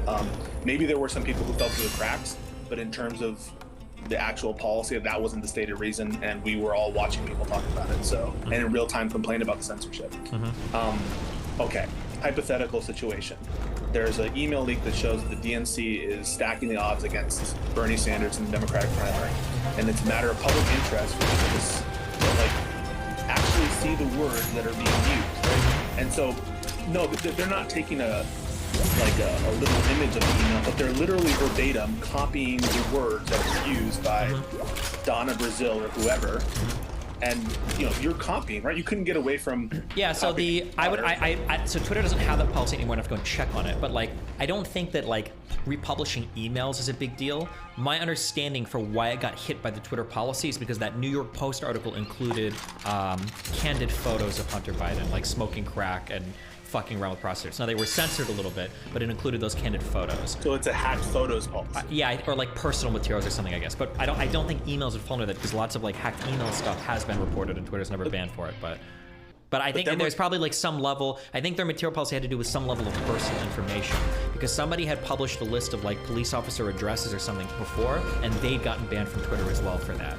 So I think it has to do with some level of how personal the information is or something like that. Yeah. So if it's what's happening, remember that? Yeah, of course I do. Yeah, I don't know what Twitter. That was a long time ago. I don't know what Twitter's policies were. So that could be copyright infringement because you could say there's no newsworthiness to the actual images themselves. Although you know, I guess reasonable minds can differ in terms of whether or not that would fit under. Those were certainly hacked, right? You'd agree with that. Yeah. So maybe the different. It seems like the only thing that's distinguishing things like the fappening and things like emails about Donna Brazil, where you're both copying, you're completely copying the email. You're copying all the text on it, which is like even if you're not taking the literal image, if you just take the quotes, then that's copying. In one case, you think the emails serve a better purpose for society, and in the other case, you don't think that like it makes sense for people to be sharing the fappening pictures. In that case, it seems like the hacking of it isn't making a difference. The thing that's making the difference is how useful is it to have these emails visible to everybody versus how useful is it to have the pictures available. The hacking of it doesn't seem to make a difference. Well, it's basically the idea. I believe the idea was if you'd gotten like personal information or something like that, like in an ill-begotten way, so like hacked it or whatever, and then republished that information verbatim, I think was the issue. Okay, but I don't know if anybody has a link to Twitter's old hacked materials policy. I'd be interested to read it so I can get the text. Let's say it's a personal email from Hillary Clinton, which says, "You know what?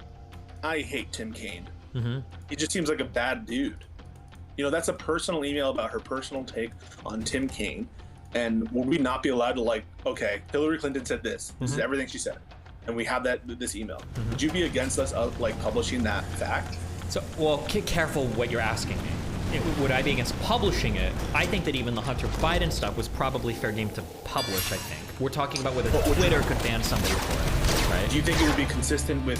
I think if Hillary was publishing... If an email had been hacked from Hillary Clinton that was like... And she was like, I hate Chelsea, my daughter, or some shit like that, right? I just fucking hate her or whatever. And that email was published verbatim, then to be consistent, my understanding would be that, yeah, Twitter would ban for republishing an email like that, I believe.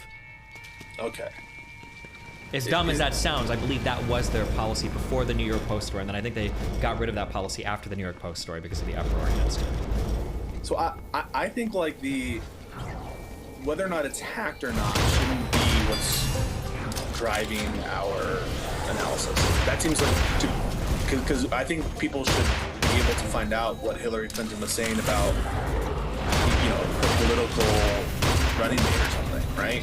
Notwithstanding the fact that it's hacked. Do you? Well, sure, but the only reason why I'm saying hacked is because that was the name of the policy on Twitter. It was the hacked materials policy. That was what it was. Now imagine that it's government materials. Now imagine that it's Pentagon papers. Now imagine that it's like information related.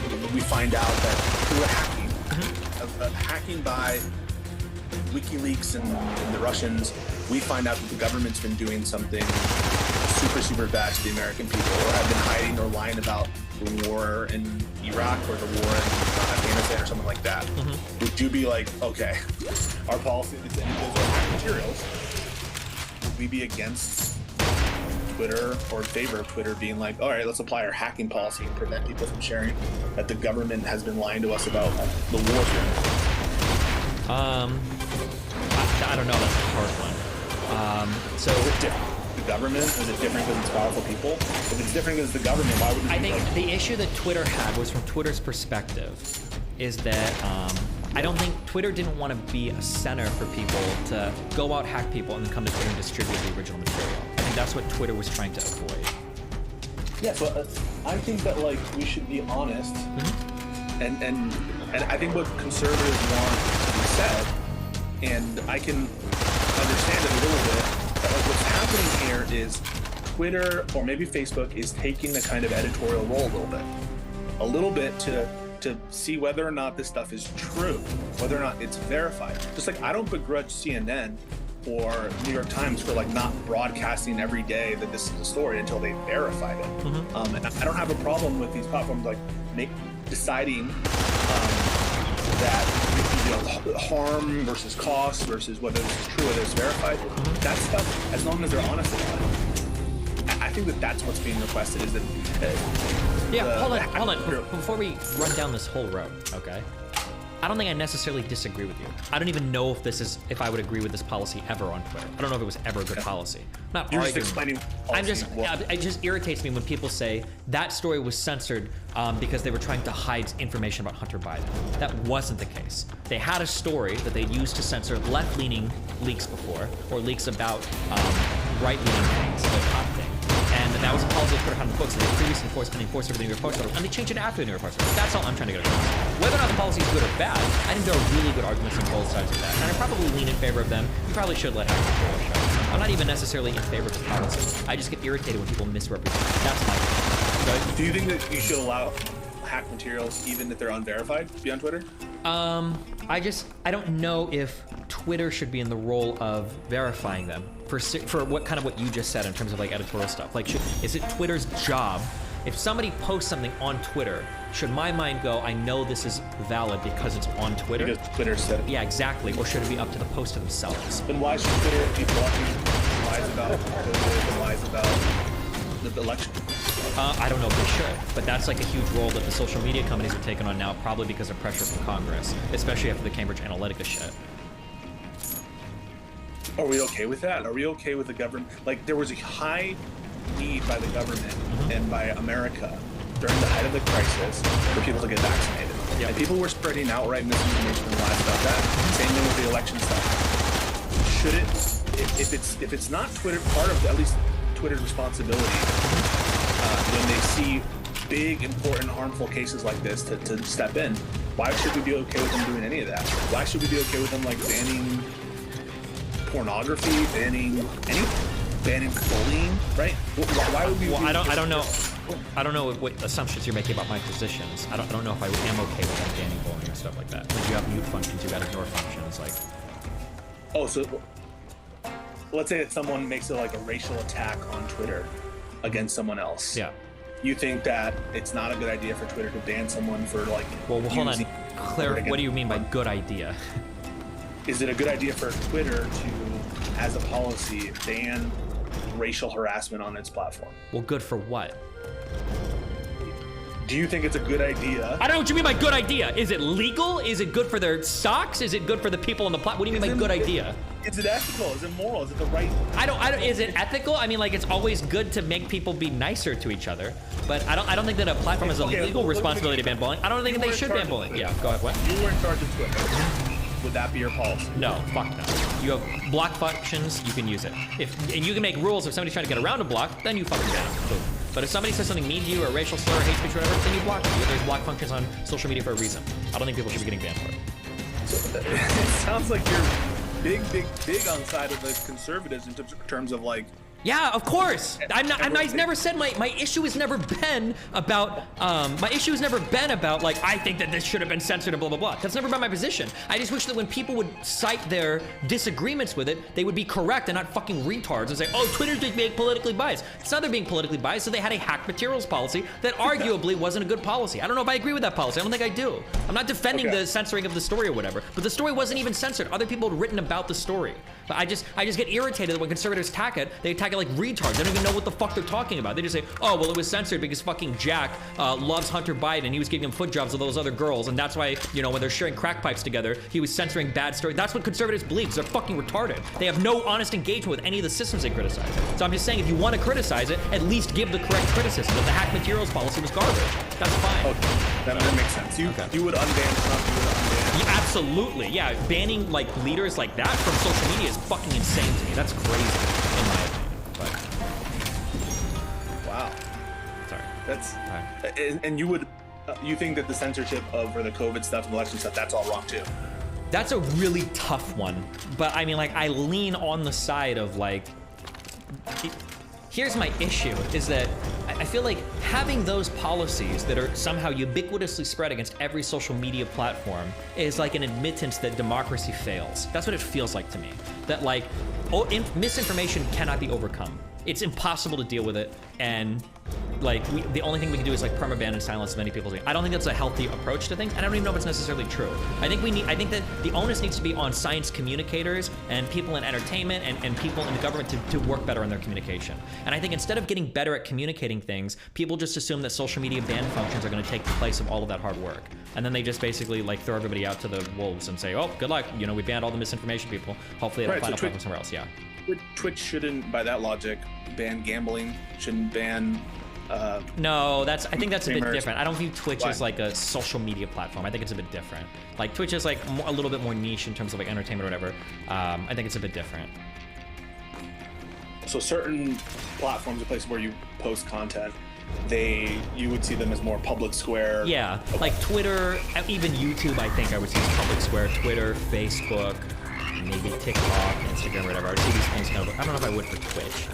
Although maybe my opinions for that would change in a few years. But. What's wrong with like, okay, if you want to spread misinformation, you go somewhere else. You can go to DLive, go to. Because these places are essentially non-existent, right? DLive is probably 1/1 millionth of their followership or viewership is fucking. Well, then maybe that is an indication that you don't need to broadcast every opinion the same way. Sure, but I mean, like, that could be the case, but like, I feel like vaccine misinformation has been aggressively hunted down all across the internet, but like, fucking 60% of conservatives or whatever probably still believe that mRNA vaccines make you fucking magnetic, or like all the FDA shit is lied about, or all the studies are fake, or there's all these side effects that aren't being discussed. Like there's still like there's still a cancer rot of retarded anti-vaxxers that exist in the Republican Party, despite everybody's best effort to quote unquote censor that information. So it seems like that's not an effective approach. There has to be a better way to communicate to people than just banning everybody off the internet. It doesn't seem like it's changing anybody's mind.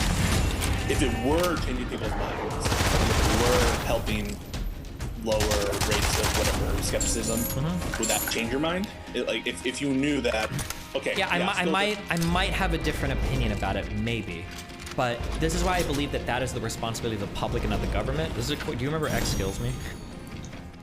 Yes. So he posed this question to me a long time ago, and it's heavily influenced the powers that I delegate to the government. And he said, how would you feel if all of these powers existed, but now it was a Trump administration. So let's say the government had the ability to distribute to all the social media platforms certain policies about banning types of misinformation. And then let's say that that apparatus was now headed by a more competent Trump, because Trump is a fucking retard. But let's say somebody like him that wasn't 55 IQ, right? Would I feel like DeSantis being in charge of that apparatus would be healthy? When I go onto Twitter and I say something like, I think that minors should have access to HRT, that I'm getting permabanned for that because I'm spreading quote unquote misinformation. There's no scientific studies to back that up, because theoretically that could happen, right? Yeah, that could happen. Although I don't think there's government command and control over these networks. I think that some of them have similar interests, maybe, but yeah. So well, the control isn't one-to-one, but it's like Zuckerberg and I don't know, Jack, but all these people are going in front of Congress, and Congress is basically breathing down their necks saying, there's some really big problems on social media, and it'd sure be a shame if we had to do something about that, so good luck. Right, and now all the social media companies are kind of aggressively looking for ways to combat stuff related to election stuff or misinformation and everything. But like, imagine that same stuff applied for conservative things, right? No, I hear you. I think that they've been really heavy-handed on that too much. But everyone has their lines. I think that you would have some lines. My lines are going to be legal. Like, I don't think you should be allowed to incite violence, post child porn, post, like stuff like that, like breaking the law. I don't think you're allowed to. But past that, spam. What? Spam? Spam that's legal. I think that you could probably scratch out a definition for, is it called torturous interference? Okay. Yeah, so like, let's say, well, it's my freedom of speech to make 400 million accounts and send you DMs all day constantly. Well, is it really? That's not really about speech. That's just like, you're engaging maliciously in a way to just like inhibit somebody's ability to use a platform, right? I'm sure you could scratch out some kind of policy there, I would imagine. You don't think there's like a line that we could draw about any kind of harassment related activity that's too far? Any, like targeted activity towards individuals? I think that probably some kind of like coordinated stuff. So like if somebody wanted to call somebody else an N-word on Twitter, fuck it, whatever, let them block them. But I don't know if you're banned for that or not. But like if somebody got like 1,000 people to go and call somebody an N-word, then like maybe it's a little bit different here, because now we've got like coordinated levels of bullying that, again, I would say, I don't know if that you would scratch that out in like the torturous interference policy, but like inhibiting somebody's ability to reasonably use the platform, maybe, but. So any kind of line would have to be like extremely important for people. Sure. So if you were given fact evidence that the censoring of vaccine misinformation lowered rates of skepticism, maybe that would meet the bar, but you haven't. Yeah, maybe. I would just be so scared about that. Like, let's say it was incredibly effective, then you get the DeSantis administration, and then in 2.5 years, everybody believes trans people are fake. Because all pro-trans information has been hardcore curtailed on all the social media platforms. So in that case, like, I think you should just say I'm not in favor of any censoring based on. Well, that's kind of where I'm at. Aside from things that like are literally inhibiting you from using the platform, or things that are illegal. Because this is how I think it should work in a democracy, right? Is arguably all of us go to the middle, we fight over our opinions, and whoever is able to make the best argument for whatever they have, those are the opinions that stand, and that's what people run to the ballot box and vote in favor of. Ideally, it should be people making those decisions, fighting amongst each other, not people that control, a certain amount of space in the public square, or not the government. Ideally, right? Yes, but I view these platforms as actors themselves, as opposed to merely public squares. I don't think. Well, that's why I don't, in terms of, without getting too big into the Section 230 stuff, I don't think they should be actors. I think they should be facilitators of conversation, and it should start and end there. And YouTube included. Yeah. At what size do you become one of these things? I don't know. But I mean, whatever size that is, Twitter, Facebook, like YouTube are clearly there. Because like, you're not there, right? DGG, you ban people based on their opinion all the time. Sure. Maybe it should have to be, maybe it should be based on what you market yourself as. Maybe there's like a certain classification as a business. Like for DGG, that's not marketed as a place where anybody can go and share their opinion and post it to the world. That's what the chat. Well, neither is Twitter. Twitter gives you no service. They tell you to ban you. for violating those terms of service? No, Twitter, Facebook, these are places that market themselves as come here, share your message with me. They're not like specialty platforms. Yeah, but they don't market themselves as specialty platforms. Sure, they're gonna have like a boilerplate description, but like if there's a forum called like Cats for Days, and I go there, the expectation is people are posting dogs for days. Yeah, sure. You post dogs, yeah, you're gonna get banned, right? Because it's a website for posting cats, right? But if I go to Twitter or Facebook, yeah, there's gonna be a basic like TOS in terms of harassment and all that shit. But it shouldn't be like only liberals are posting news here, or like they're pretty open platforms where you kind of have this invitation to invite anything. Like that's the spirit of the platform, right? Okay, so then I would recommend, I think it would be a good idea, for you to have some criteria in your mind for what separates Club Penguin from Twitter.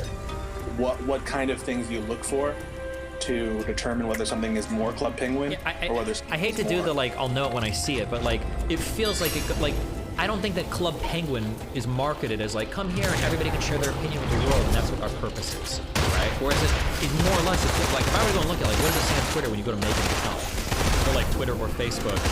There's a big terms of service. It says if you don't read it, that's your bad.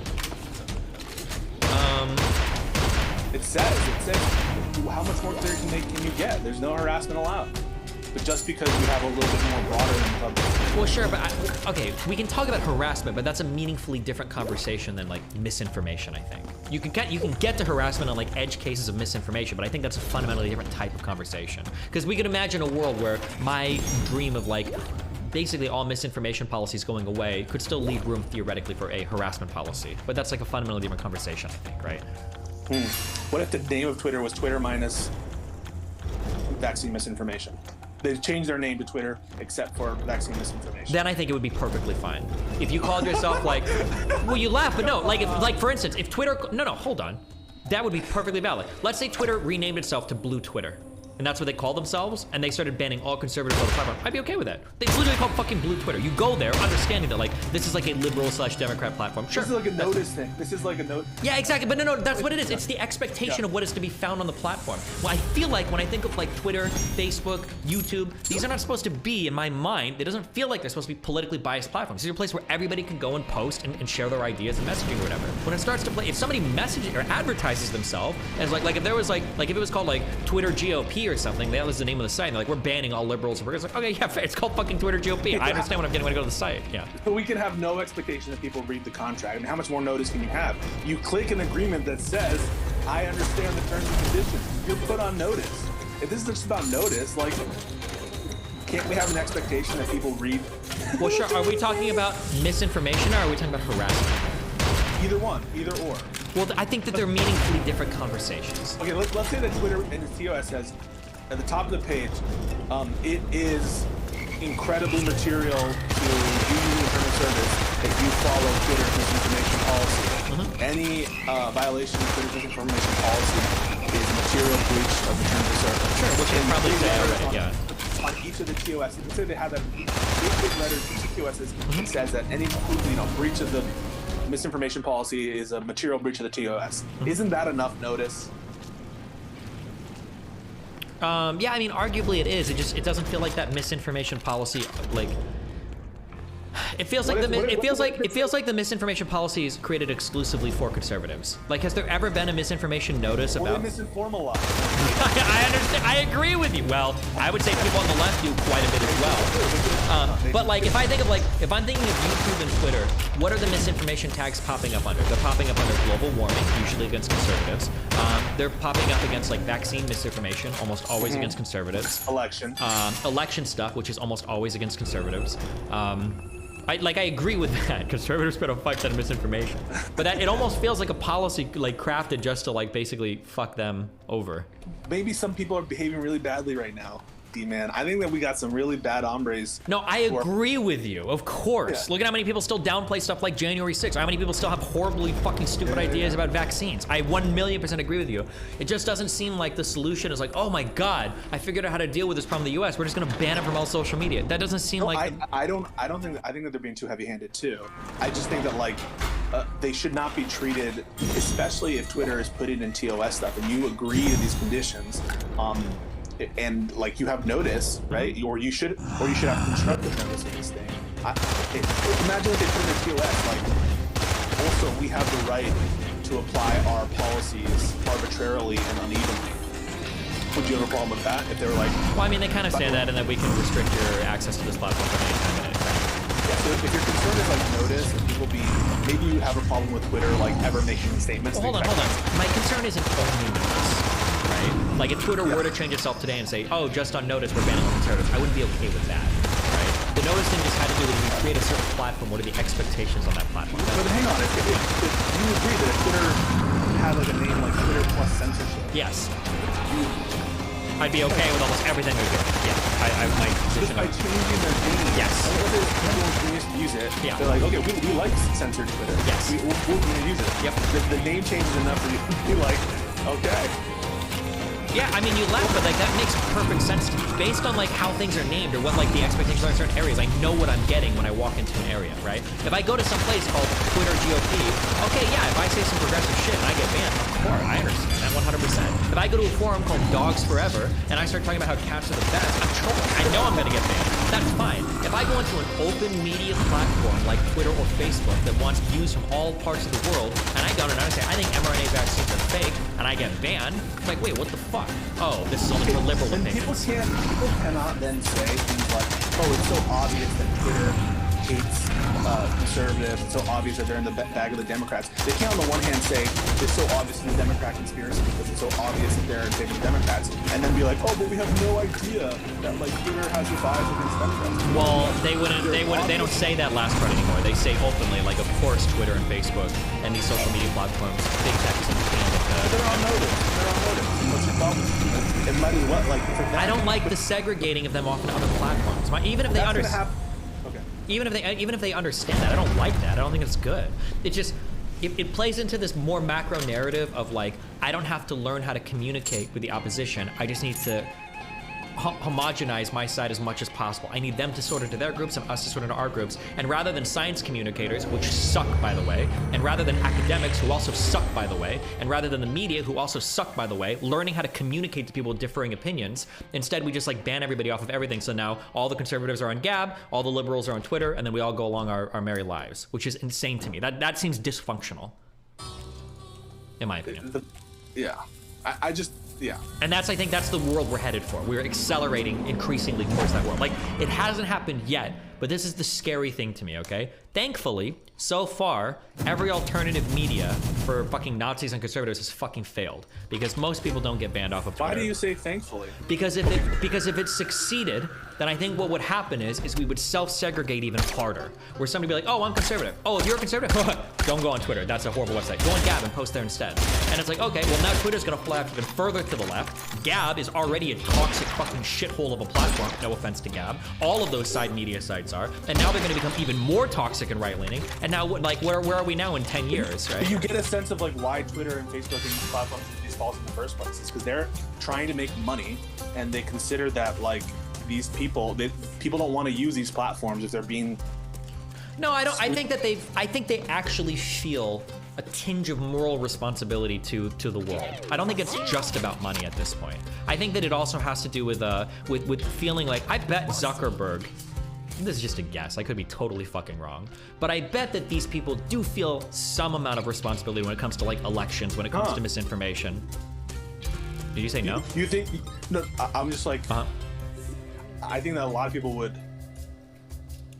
Okay, so you think that Mark Zuckerberg really wants to do good in the world? I think there's a tinge of that. I'm sure some of it has to do with money as well, but I doubt there's that much money lost because COVID misinformation is being posted on like Facebook or Twitter, right? So that's partly motivating it, as opposed to merely trying to make money. If it was just trying to make money, like, listen, these conservative people that we want to sell stuff to, they're not using the platform because of all these people who we didn't ban, or because they're constantly being spammed with like racial hatred. If that were the case, and they're like, we're just trying to make money, would you be more or less okay with that than efforts to actually make the world a better place? I think with the racist stuff, I think that that's probably partially motivated by money. Because if you've got a platform with like racist people doing racist shit and you get bad articles published about you, it's probably not good, but. So for some things, they're being motivated by good, for some things, motivated by like money. racial stuff and sexist stuff is probably gonna be motivated by money. Election fraud and stuff, or like misinformation stuff, I think is partially motivated by a desire to do good. Probably some desire for money as well, but. But like, I think that you have to keep in mind like where these like. Somebody in chat mentioned this, and I feel like this is true based on what I've heard. Company culture does matter to some extent, and when your main offices are in places like San Francisco and shit, you've got a lot of a certain type of employee, especially people that are like heads of departments, heads of management and shit, and they probably do have pretty strong feelings related to stuff like certain types of misinformation. That'd be my guess, and that probably filters down to decisions to some extent.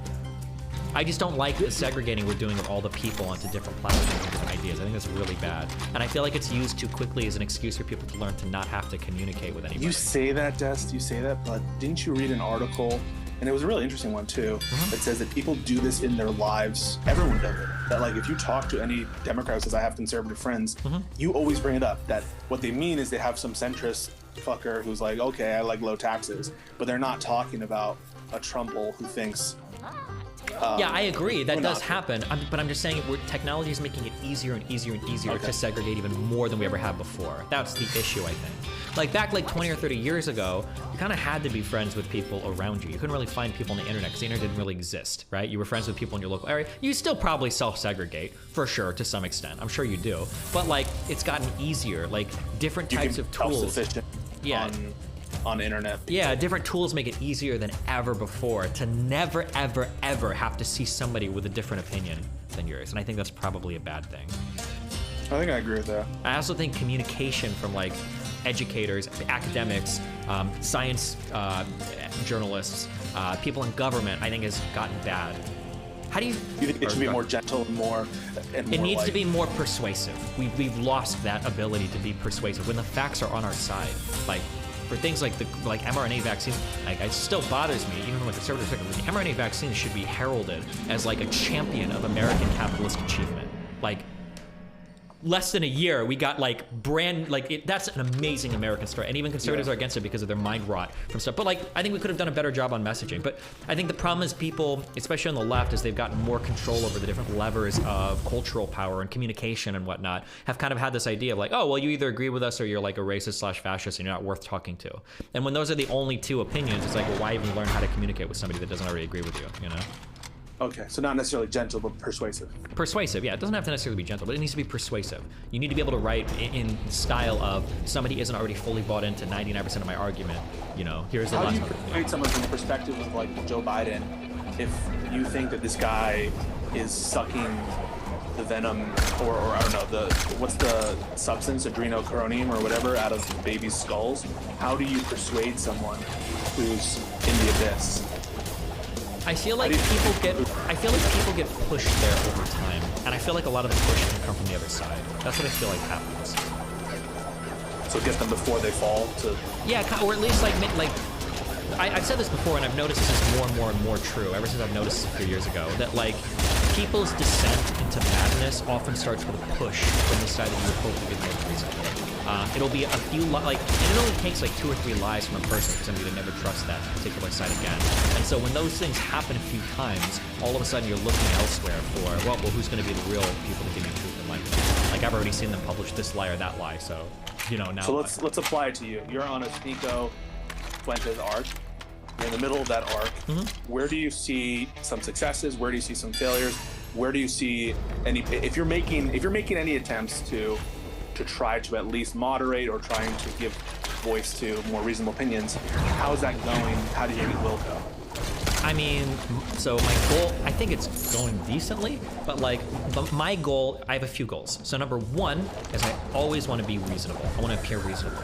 So I'm not being dogmatic in anything I say. If I tell you mRNA vaccines are good, I'm not ever asking you to trust me on that. We can argue or go down on anything you want. And I think I saw a few comments on videos, I see that, and it's something I try to do more. When I ask somebody a question, I say, hey, can you answer this? And they don't, I'll always say like, ask me the same question, or this is how I would answer the question. So I always want to appear reasonable. That's number one. Number two is I always want to be understanding of the other side of you. If you believe in a certain thing, like you think that masks are bullshit, I'm not gonna say, I think you think that because you're a lazy fuck who wants to be, a terrorist and infect everybody with the coronavirus. I'll say, I understand why you think that. Fauci's messaging on masks in the beginning of the pandemic kind of sucked. He should have been more honest about wanting to conserve N95 masks or whatever for workers. That was a shitty thing that he said. It was stupid. We didn't have all the data in the beginning, right? So at least, one, I come off as reasonable. Two, I understand your point of view. I'm not just writing you off as evil. And then 3 is I hope in conversations I give or in platforms I inhabit or in areas that I'm like having these conversations, I hope that people feel like they have an opportunity to engage with what I'm saying or explore what I'm saying in a safe way where I'm not gonna jump down their fucking throat for considering another idea. So if we're having a conversation like, you know, okay, sure, maybe this study was bullshit about the vaccines. I'm not gonna be like, gotcha, bitch! Fucking retard. I told you all of your stuff was lies and misinformation. The goal is usually to just be like, okay, yeah, cool. Hey, like, check out more studies, you know? Or if you want to explore that idea with me, you can do it safely with me. I'm not gonna jump in and go for it. Those are like the 3 kind of like guiding principles I have for conversation with people that dramatically disagree with me. And then the hope is that over time people seem more reasonable, and then maybe ideas start to shift or change. But at the very least, in their mind, they can think about another person that disagrees with them that is least reasonable. Because I don't see very many reasonable minds on the left right now in mainstream media. They all come across as highly dogmatic, highly judgmental, and with no desire to give somebody a chance to change. That's my issue. Makes sense, buddy. So you think you're gonna get them to... it's a lot of work, though. You know, to... Yeah, of course it is. It's exhausting, yeah. To counter the 9/11 stuff, you have to read about Tower 7, you have to read about what the reports were at the time, you have to read about how buildings fall, you have to like look and how buildings sound when they fall. Yeah. You have to watch a 5-hour documentary. Yeah, and I agree, it's bullshit, it's a lot of work, but like now I feel like for the 9/11 shit, and I've gotten quite a few people where they start to argue, and now I have a couple of like key questions that I can ask that I never could before that are genuinely like stumping questions. Where is my controlled demolition sounds of World Trade Center Building 7 when everybody's recording it? Why can't I hear those? That's a legitimate mindfuck to anybody that believes in that conspiracy, and it's an instant shutdown to that conversation, right? Or like, where are the bodies of all the people buried that were assassinated on all of those planes? How is none of that, what military base? Right? These are questions that I can ask now, and I can do that in like an argumentative or like a manner where I'm trying to reason it out, rather than just saying, oh, well, you're crazy because you believe in 9/11 conspiracies, right? It's a lot of work, and I agree it sucks, but like, the reason why, do you know why it sucks? Do you know why it's a lot of work? It's because I'm a fucking layman, okay? I'm a dipshit, I'm a college music fucking dropout. But I'm the one that has to do it because all of the academics and all of the experts have considered themselves above it for so long. It shouldn't be me doing it. It should be engineers and it should be researchers and academics that are coming out and putting their foot forward into those areas. When it comes to race realism, people that have tenure at universities should be writing responses to people like the old hype guy. It should be their job to do it because they have the background and the knowledge for it. They just don't have the desire because they're stuck in school and they don't give a fuck about anything else happening in the real world. That's the issue, in my opinion. So then people like me have to try to pick up the slack, and as a layman dig through everything figured out, because the people with the real expertise are above it all. In my opinion. Love you. I think that's cool, man. That is one of the reasons why I think that you're successful is because that and one of the reasons also I think that you don't give this same amount of charity to certain people on the left is because at the very least these people are giving you the time of day to have that communication, and very few people would give the right-wingers the opportunity to talk to them about these things. And I think very many left-wing people with the knowledge don't take the time to talk about it. So I think the willingness to have conversations is something that maybe sets you apart. But at the same time, I get mad at certain people like Joe Rogan who do that but don't do the effort that you do. Yeah, and because...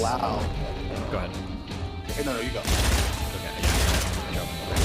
But yeah, I agree. The problem is a lot of people, and it's always cringe because I inhabit this area where all of my would-be slogans have already been co-opted by brainless fucking losers. Like, my slogans would be like, I want to give you a good opinion of both sides. I want to be a fact finder that looks for truth. I want to be non-biased and non-partisan. But every motherfucker that says this shit is the most partisan, brain-dead, low-IQ dipshit in the world. Like, when I say shit like that, I'm instantaneously in leagues with Dave Rubin, with Tim Pool, with James O'Keefe of Project Veritas, with Joe Rogan. And these people are anything but fact-finding, truth-seeking, non-partisan, honest actors. These guys are sometimes the most hyper-partisan, anti-establishment people in the world. And it's like, okay, well, fuck me, you know? So who do you see as your, do you think you're one of a kind? Do you think there's other people who are... I don't know. I don't know. You tell me. Who else like inhabits like my space that does what I want to be done? I think there's a complication for politicians Sure, I don't trust politicians. This isn't their job. It's not their job. Their job is to appease their constituents and sell. Because like you say this thing about Fauci, right? What is Biden supposed to do? Fauci go out there and just like and say what? That, okay, we did a little lie or we did a little misinformation and start. Well, the government has to. I think the government has to be as honest as possible. I agree. Because it's like, you can't have trust with the government. When you're running a bureaucracy, I can imagine why it would be difficult for people to like, all right, let's spend some time thinking about all of our faults and broadcasting and talking it up. Even though that might be the most helpful thing to do. But in terms of people who are speaking honestly and having good arguments against right-wing propaganda or whatever, I think that you can count them on your hand. And right now, as we talk, I don't know that there are very many like good communicators that I can think of. One person who I loved watching recently on vaccine misinformation is this guy Avi. Oh, he's a pretty smart dude. Yeah. Yeah, I was watching him like. And he's a physician too, so he's got like a really good background. Anybody that passes med school, I have a ton of respect for. Is that the guy who was like, for whom we were talking about the Ask Yourself? Yeah, I like Abby. He's really cool, but he's in that kind of like cringe ultra debate lord community. And but he was super smart. No, he is smart. He's a really cool dude. I enjoy talking to him. He's like, when I have debates about like vaccine shit or anything medical related, he's always like shooting me really helpful DMs and stuff that I end up like quoting sometimes in the conversation. Yeah, he's a really smart, really cool dude. I just don't like the community, but he's a cool guy. He's a cool guy. Yeah. I'm gonna let you go. I just have one quick question for you. Yeah. About this raid or the search warrant on Trump's house. Oh shit. I had a conversation with Rob Moore about it. Yeah. By the way, he's been calling you out nonstop. Yeah, they all are now. They're calling you President Sunday and everybody. Yeah. I'm just letting you know. And we had this conversation about what are the kinds of things that would be okay. The kind of misconduct that we would be okay with, like the Justice Department seeking out a warrant and executing on a former president. And we both kind of agree that the threshold should probably be a little bit higher. Absolutely, way higher. Yeah. Right. Even if it's not as a matter of law, just as a matter of policy, we should be careful about it. The intelligence agencies, I think it's either a written rule or an unwritten rule that they will expressly try to avoid doing things that influence elections. Yeah. But even like former presidents who aren't going to be in future elections or just influential in the party, I would think that like maybe. I think the threshold for somebody that could run again is way, way, way, way, way higher. The threshold for Trump should be, I think would be different than like Bush or Clinton or whatever, I would say. So these were the kinds of things that we were throwing around as like criterion for establishing whether or not the raid would be justified. One is like the level of offense. If true, if Trump had murdered someone, we might execute that raid, but we would never like execute a raid on a misdemeanor to get evidence for a misdemeanor, like absolutely not, right? Yeah. Or like the TSA reports that he's like stolen somebody's cell phone or some shit. Like, yeah, you would never ever do that for sure. Okay. The next criteria is not just the severity of the offense, but like how sure are you of it? Probable cause is kind of a low threshold. We'd want to be very, very, very sure, right? About I don't know how. I think the threshold might be a bit higher on federal warrants when it comes to FBI stuff. Probable cause. Okay. But you would want like to be pretty sure that he did it and that you're going to find evidence of it in the place that you're. And then the final one is like you've exhausted other remedies. You've asked them before, right? You're not going to do the search. Yeah, of course. Which I believe they had. I think the records or archive department had been in contact with Trump trying to get shit back already. Yeah. So let me give you a hypothetical. And Rob and I disagreed on this. Oh boy. Let's say that ex-president had taken a bunch of unclassified, brand new computers sealed in their boxes, worth $2 million, and took them home, property of the government, and wasn't giving them back. Yeah. We were fairly sure that he had them. They're unclassified, they're brand new, and we asked for them, he's not giving it back. And in order to like find him or do anything or have evidence of this crime, you have to do a search warrant. Would you be okay executing a search warrant to get those $2 million worth of laptops? So I don't know if this is legal, but this is what I would say. I would be okay with that happening, but I think you need to publish the warrant, or you need to publish the search warrant, and I think you need to publish the affidavit? Yes, that you give to the judge to show exactly what you're looking for, where you're looking for, and how you got the information. If you publish both of those things, then I think it's okay, because then the story starts and stops with exactly what you're looking for, and there's no room for speculation, if you were to make it. But like, you're okay with them doing it just for unclassified stuff? Another example I use is like the Declaration of Independence. Unclassified stuff, yes. Classified stuff gets harder because on that affidavit, there's probably going to be information then that would necessarily need to be declassified, and I don't know if that would ever happen. Actually, I don't know if you can put classified information on. Actually, I don't think you can put classified information on an affidavit. I think you can. I don't think so because it goes before a judge, and judges don't have security clearances, right? Judges can, yeah. Are you sure? Yeah. If you're like if you're a FISC judge, let's say you're getting a FISA warrant, if you have to I get think FISA courts are separate courts, aren't they? Or am I crazy? It is a separate court, but I'm fairly sure that there are some judges who have.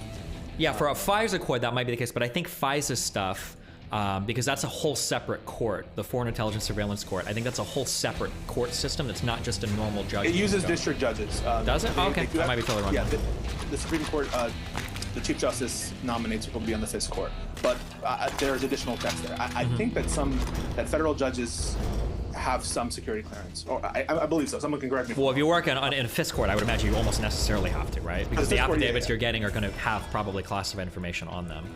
Yeah. But yeah, once it gets classified, it gets harder, obviously, because publishing all of that information publicly. Because the fear, and this is what's happening now, is when there's room for speculation, that can be highly damaging to an election. Because everybody around the world right now is wondering, what the fuck is happening in Trump's Mar-a-Lago? What was leaked? What happened? Because now it could be anything as stupid as, there were some documents there, we really needed to get them back because we don't want like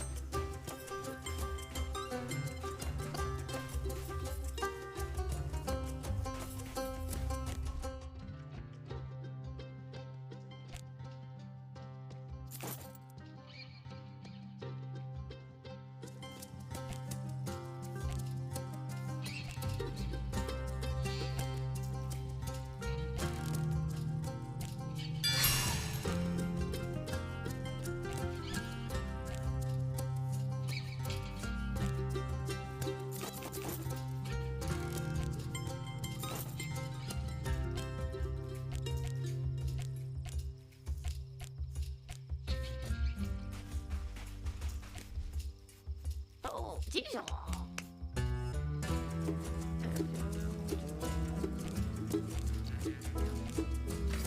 Sache.